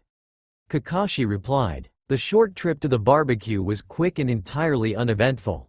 They of course received a few looks, but considering the fact that word of Naruto's new looks had already circulated to most of Konoha, it wasn't that surprising. As they all sat down to wait for their meal, Kakashi brought up the subject that he had mostly been dreading telling his genin about. Though they had caught small pieces of what the news was. Naturally, when he flat out told them what was to occur, they took it as well as could be expected. You want us to what? Sakura shouted in shock. I really don't see why you're making such a big deal out of this, Sakura-chan. It's not like I'm asking much. Kakashi replied. Not asking much? Are you completely out of your mind? Surely you two have some problem with this arrangement? Sakura asked her fellow teammates. Ma, can't be all that bad, Sakura-chan. Naruto answered. Can't be all that bad? You do comprehend what it is he's asking, don't you? Sakura asked in shock. Yeah, I do understand. I also understand that he's not asking us, he's telling us. Naruto replied. Very good, Naruto-kun, I'm not asking. Kakashi said cheerfully. But. Sakura whined helplessly as the food was finally placed in front of them. Face it, Sakura, there's no way out of this. Kakashi said mirthfully. Besides, Sakura-chan, this way you get to see me and Sasuke Teme more often. I can understand on one part, but really this ain't that big a deal. Naruto said, as he seemed to mimic Kakashi's ability to eat without removing his facial coverings. But I wanted this to be my choice, not something forced on me. Sakura argued. Come on, I really don't see why you're arguing, I thought you'd jump at this. After all, you three will be sharing. Kakashi added. Sharing? But I don't want to share with him. Sakura cried out as she pointed at Naruto. Okay, on that I have to agree with her, I don't want to share with the Teme. Naruto added. I don't want to share with either of you. Sasuke added his 2 cents. Again, I'm not asking. I'm telling you, you three will now be living together, as well as sharing the same room. This is effective immediately. Your things have already been gathered and placed in our new dwelling. The Hokage himself has approved this so that you three can work out your issues between one another and learn to work cohesively as a team. Am I understood? Kakashi asked seriously. Hi, sensei. Came the three replied. Good, now eat your food, he said as he turned back to his own meal. That evening Team 7 found themselves in their new home. It wasn't an extravagant home by any standard. It was mostly an average 3 bedrooms, 2 bathrooms home. 2 floors with a small living room and a kitchen large enough that it could accommodate the 4 inhabitants. Settling in was relatively easy, though it was fraught with moans of protest from Sakura. Naruto found all of it to actually be some kind of grand adventure. As someone who was used to always being alone, he viewed being in a new home with his team as a major step up in life. Sasuke too was not unperturbed by the new direction life was taking him. As he had once lived in the clan compound, surrounded by family, he was quite used to sharing space with others. Though it had been years since that were the case. Overall he took a hidden pleasure with this new development. It was as they lay down to sleep however that things between this team of misfits began to change. Naruto had taken the bed closest to the window of the room and was lying on his stomach, shirtless and in orange pajama bottoms. Sasuke, who had taken his bed and moved it to the wall opposite the door, sat shirtless on his bed gazing between Naruto and Sakura. Sakura, who had her bed directly next to the door, was dressed in pink pajamas and was fighting down the urge to blush madly as she tried to lay herself down to sleep. But she was noticing a major problem in her endeavors, a question on the very tip of her tongue that she absolutely had to have answered. Seeing no way to get the rest she needed with it unasked, she turned towards her winged teammate and asked, "Hey Naruto?" "Hi, Sakura-chan?" he replied without moving. "Anyo, I was wondering?" She continued. "Hi. Well, why do you act the way you do?" she finally asked. "Nani, what do you mean?" Naruto asked back as he sat up, genuinely confused by the question. "Well, from what Zabuza-san told us about your bloodline, to get wings of your color you needed to live a hard life, right? So why are you so?" she asked, trailing off, not knowing how to further word her query. "That is actually a good question, one which I too would like to know the answer to." Sasuke added. "Wait, you two want to know why I've got black wings, yet am not all broody like you, Teme?" Naruto asked as he took a pot shot at Sasuke, one that he simply brushed aside in favor of the answer to the question. "You could say that," Sasuke replied. "Well, I guess you could say it's because of some rather good advice someone once gave me." Naruto replied quietly as he pushed himself up with his arms. "What advice was that?" Sakura asked sheepishly. "And who gave it?" Sasuke asked, wondering who could impart something that could have such a lasting effect on the blonde. "The advice is simply this: you can either use your experiences to build character, or you can let them become baggage to weigh you down. I take this as meaning shit happens and it is more fun to be a happy idiot than to be a brooding genius. And the man who gave me that advice is long since dead. But I will always remember that and live by those words." Naruto replied with a small emotionless smile. "But you're not an idiot, Zabuza-san called you a prodigy, you can't be all that dumb." Sakura argued. "To be honest Sakura, I am an idiot. I don't know jack about history or any of the bookwork they gave us in the academy. I don't know much about how to handle certain situations, and according to many people I know, I lack anything resembling tact. I'm rude, crude, and a smart ass to boot. But I'm happy the way I am." Naruto replied. "So you have fun acting like an idiot?" Sasuke asked in confusion. "I'm not acting, and I most certainly do have fun. Ask yourself this, Sasuke, are you happy the way you are now?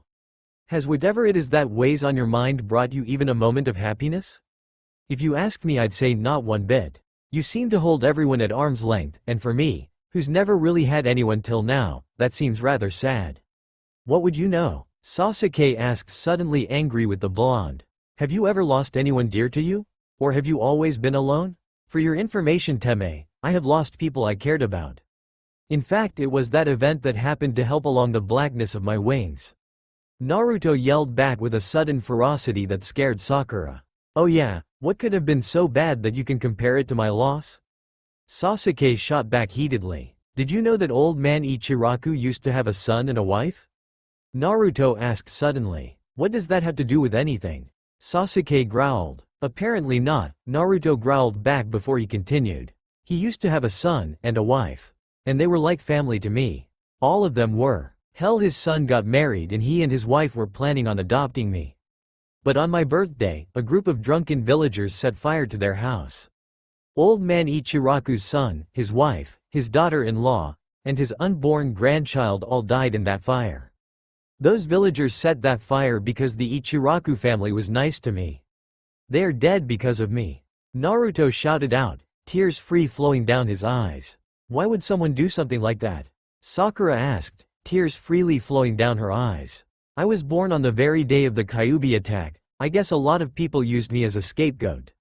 Hell, a few of them think I'm actually the damn fox reincarnated. They can't touch me since Gigi's always looked out for me, but a few of them still find ways to take their grief out on me. He stated sadly. For the longest time silence followed his speech. Finally Sasuke spoke, breaking the emotion-filled silence.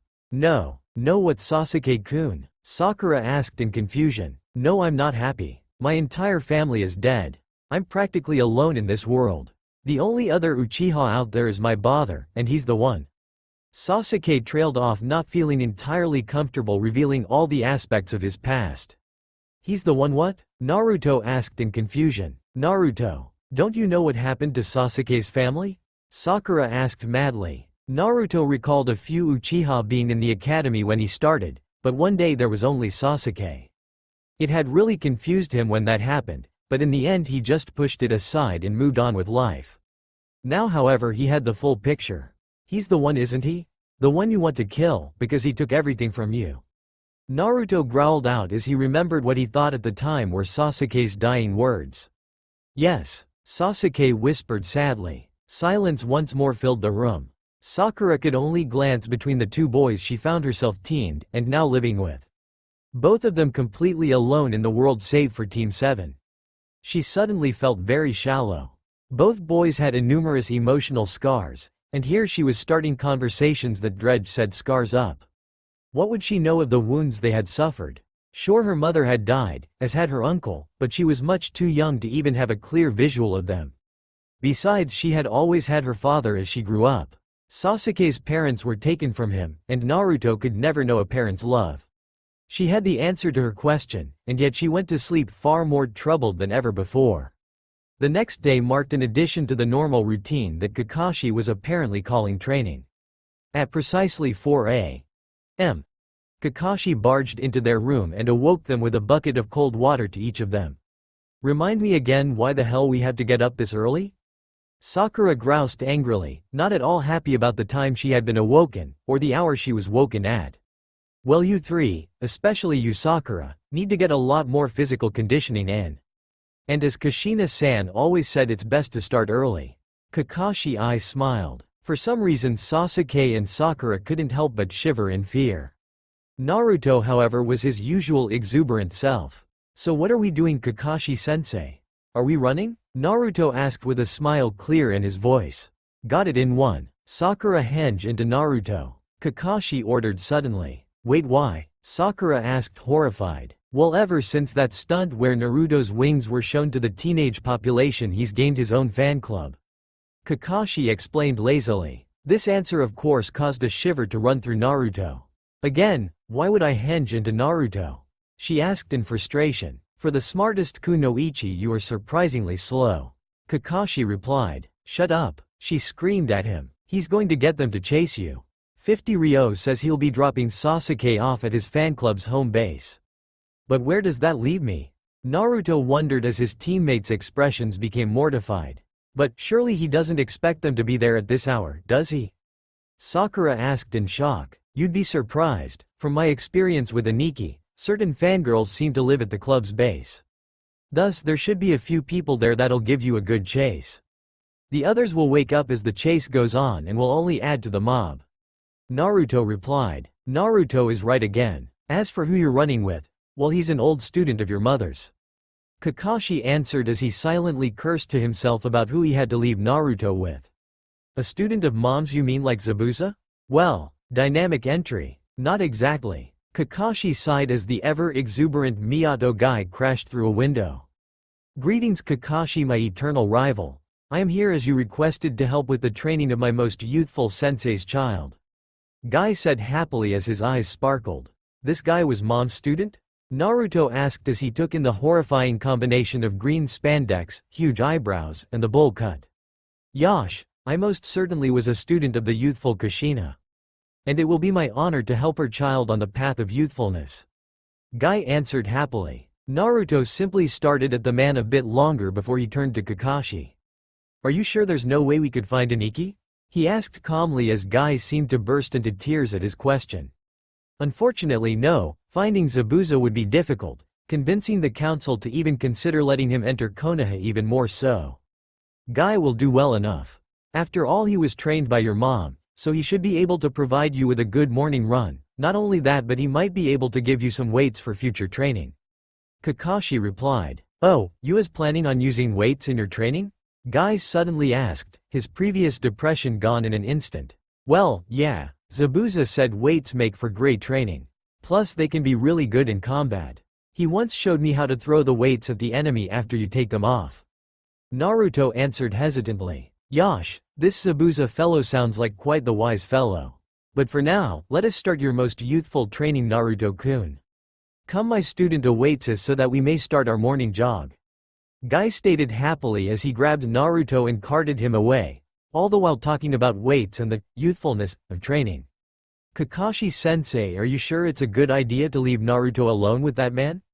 Sakura asked, still slightly shell-shocked from her meeting. He should be fine, and don't worry about him being infected by Guy. Zabuza got to him first. Kakashi answered. How does a man become like that? Sasuke asked as he watched the blinding green beast drag his teammate away. The commonly accepted theory is that Kushina-san's training broke his brain, but it might be a pre-existing condition. Kakashi replied. Wait, Naruto's mother broke his brain? Through her training methods? Sakura asked, to which Kakashi nodded. And is this the same training you plan to put us through? Sasuke asked, slightly nervous. Don't worry, it's been watered down enough that you'll stay sane, probably. Kakashi added as an afterthought. Probably? No time to worry about that. Sakura, hurry up and henge into Naruto. Sasuke, don't bother putting on a shirt. We need to get you two to the fan clubs as quickly as possible. We're wasting time here, Kakashi stated as he started ushering them to pick up the pace. All in all, he was quite looking forward to watching his students suffer through the same morning ritual Kushina had forced him to suffer through.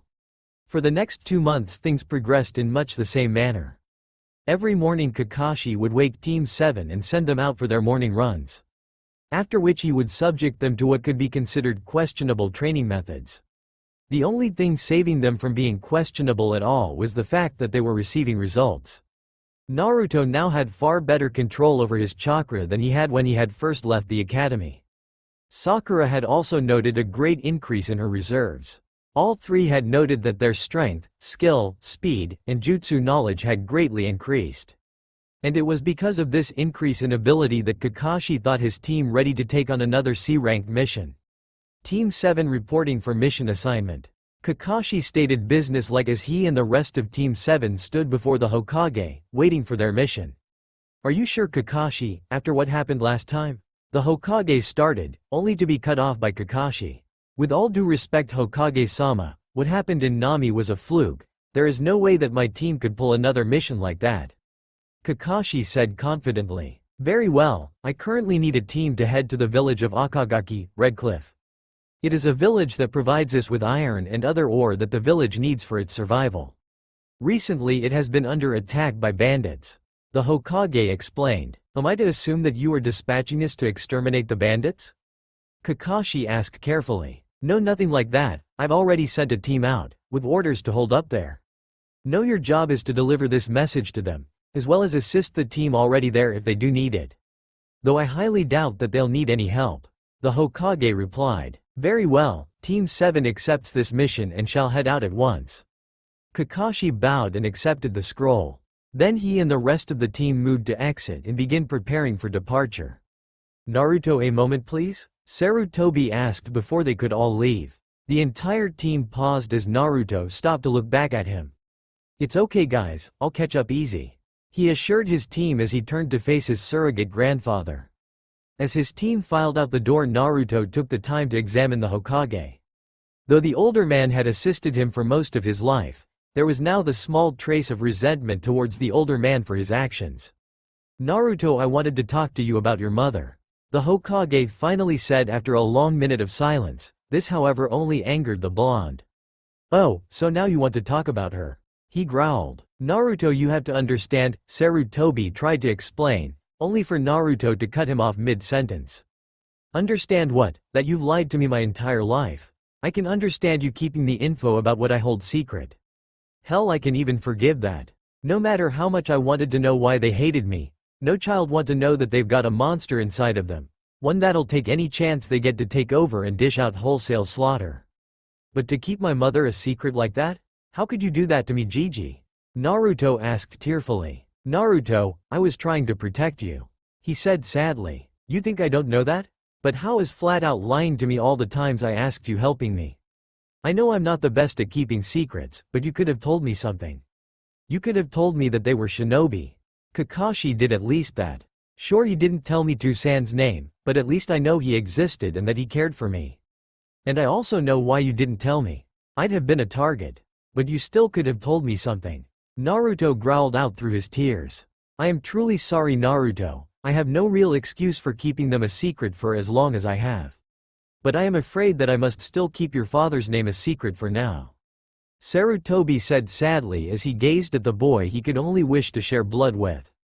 "That's fine, Hokage-sama, you do that. It's what you're good at." Naruto spat venomously as he turned and stormed out of the office. "Kushina, Minato, forgive this old man for what he must put your child through," Sarutobi thought mournfully as he sat alone in the office. With each passing moment the secrets he kept about Naruto grew heavier and heavier. He knew that soon he could reveal them all and the burden would be lifted from his heart. But until that day he would keep those secrets. Until Naruto was able to handle them he would make sure that they stayed hidden away. But would the blonde ever forgive him when the secrets came to light, or would he lose even more of the young boy's trust? What did the Hokage want to talk about? Sakura asked her teammate as he flew in through the second-floor window. "My parents," the Naruto replied simply before moving to collect the required things for the mission. "Did you learn anything new about them?" Sasuke asked. "Not a damn thing. He still wants to keep everything about them wrapped up in his bundle of lies and subterfuge. I could have family out there still alive and willing to care about me. For all I know, Ino could be my cousin," Naruto replied angrily. "You related to Ino Pig? What makes you say that?" Sakura asked with a laugh. "You know any other ninja family of blue-eyed blondes in Konoha?" Sasuke asked. "Look, let's just move on from this. I'd rather just get to the mission, do it, get paid, then move on with life," Naruto replied. "Gomen, Naruto. I'm just trying to be helpful," Sakura replied sheepishly. Not mad at you. Now who wants to bet on if this'll be a snafu mission?" Naruto asked, suddenly cheerful again. The others could only stare at him as he finished packing. "You actually want to take bets on if the mission will go bad?" Sakura asked in confusion. Naruto only nodded with an eye smile. "Why?" Sasuke asked. "'Cause if no one bets then I'll have made the silent bet of 100 ryo with nobody," Naruto answered as if it was the simplest thing in the world. "Which did you bet on, snafu or safe mission?" Sakura asked. "Snafu. Put me down for 100 on safe," Sasuke replied, seemingly taking this as a competition with Naruto. "I'm with Sasuke," the pinkhead added. "Good, now let's go ask Kakashi-sensei what his bet will be on," Naruto said happily as he jumped out the window and headed for the eastern gate. "Did we just make a bet on the outcome of this mission?" Sakura asked, suddenly realizing what she'd done. "Yes, we did. Was it a good bet? I can only hope," Sasuke replied before following in Naruto's wake, Sakura following soon after. As it turned out, Kakashi really didn't like the idea of them betting on the mission, something about bad luck. However, it would seem that his superstition was false. In the 2 days they had been traveling, not a single thing had happened to them. No Nukenin jumping out of puddles or throwing Zanbato at them like Kunia. If anything, it looked like both Sasuke and Sakura could look forward to 100 extra ryo with their mission wages. That was of course until 2 hours in during the trek of the 3rd day. "Remind me again why we're walking and not tree hopping, or flying in my case?" Naruto asked. "Because moving that fast would disrupt my reading," Kakashi answered honestly as he turned the book's pages. So this has nothing to do with your reputation of always being late? Sakura asked dryly. Maybe, Kakashi replied. Baka, Sasuke whispered as he kept his eyes forward. Thus he was the first to notice as 5 armed men stepped onto the path brandishing swords at them. Halt, give us all your valuables and you just might live, shouted one of the dirtier-looking bandits. Are you sure we should be robbing them? Asked one of the other bandits in a slow drawl that spoke of low intellect.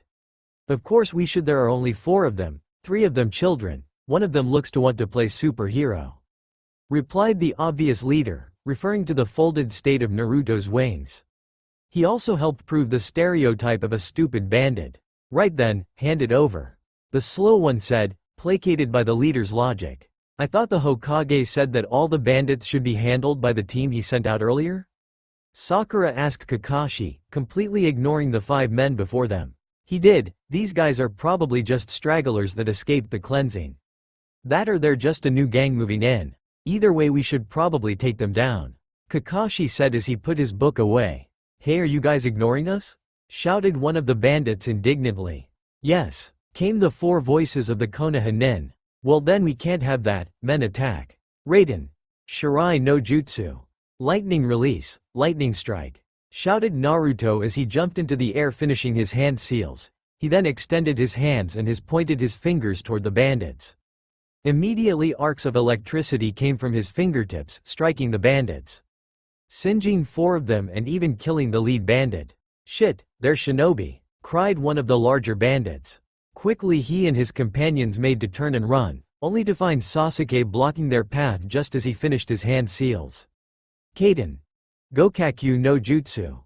Sasuke yelled as he exhaled the large fireball. It consumed 2 more of the bandits. Immediately he felt the need to retch as the scent of burnt flesh and hair assaulted his nostrils. The remaining 2 bandits could only look behind them and in front of them. Seeing they were surrounded, they both proved to have larger IQs than their fellows as they both dropped their weapons and surrendered. So who exactly are you 2 and why are you here? Kakashi asked the 2 bandits currently tied to a tree with ninja wire. Well, we were part of Kerasu-sama's troops, but I think it's safe to say we're going to be spending time in jail now, one of them answered, to which the other actually looked on in shock. Ichi, you would actually betray Kerasu-sama? He asked in shock and rage. Why not? Isn't like we have much choice. I'd rather live longer in a jail cell than die by their hands right now. The newly identified Ichi replied. We swore an oath to him, that's why. The other man stated angrily. So it seems like you serve someone. Tell me, why has your lord sent you here? Kakashi continued questioning. We were supposed to make sure no one actually made it to Akagaki. After that team of shinobi showed up, Kerasu-sama wanted to make sure that they didn't receive any more backup. Ichi replied. The news however had a much larger effect on his captors than he expected however. You are part of the band that's been attacking Akagaki? Kakashi asked in shock. Surely things couldn't end like his last C rank. Yup, the man replied. How many of you are there? Kakashi asked suddenly, much more serious than he was previously. No idea, I don't know how to count beyond 10. Replied the bandit honestly. Saw good thing too. Otherwise you'd give up all of Kerasu-sama's information, wouldn't you? Accused the other bandit. Hey, I plan on living alright, Mochi. Ichi growled. How about you? Do you know how many other bandits are in your gang? Kakashi demanded of the other bandit. Even if I knew I wouldn't tell you shit.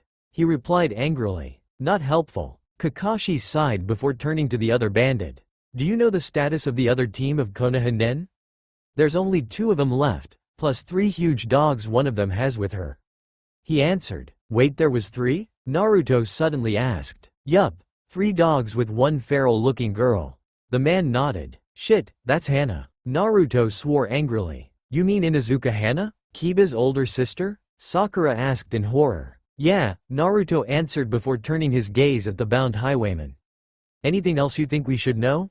Kakashi asked finally after Naruto had thoroughly intimidated them.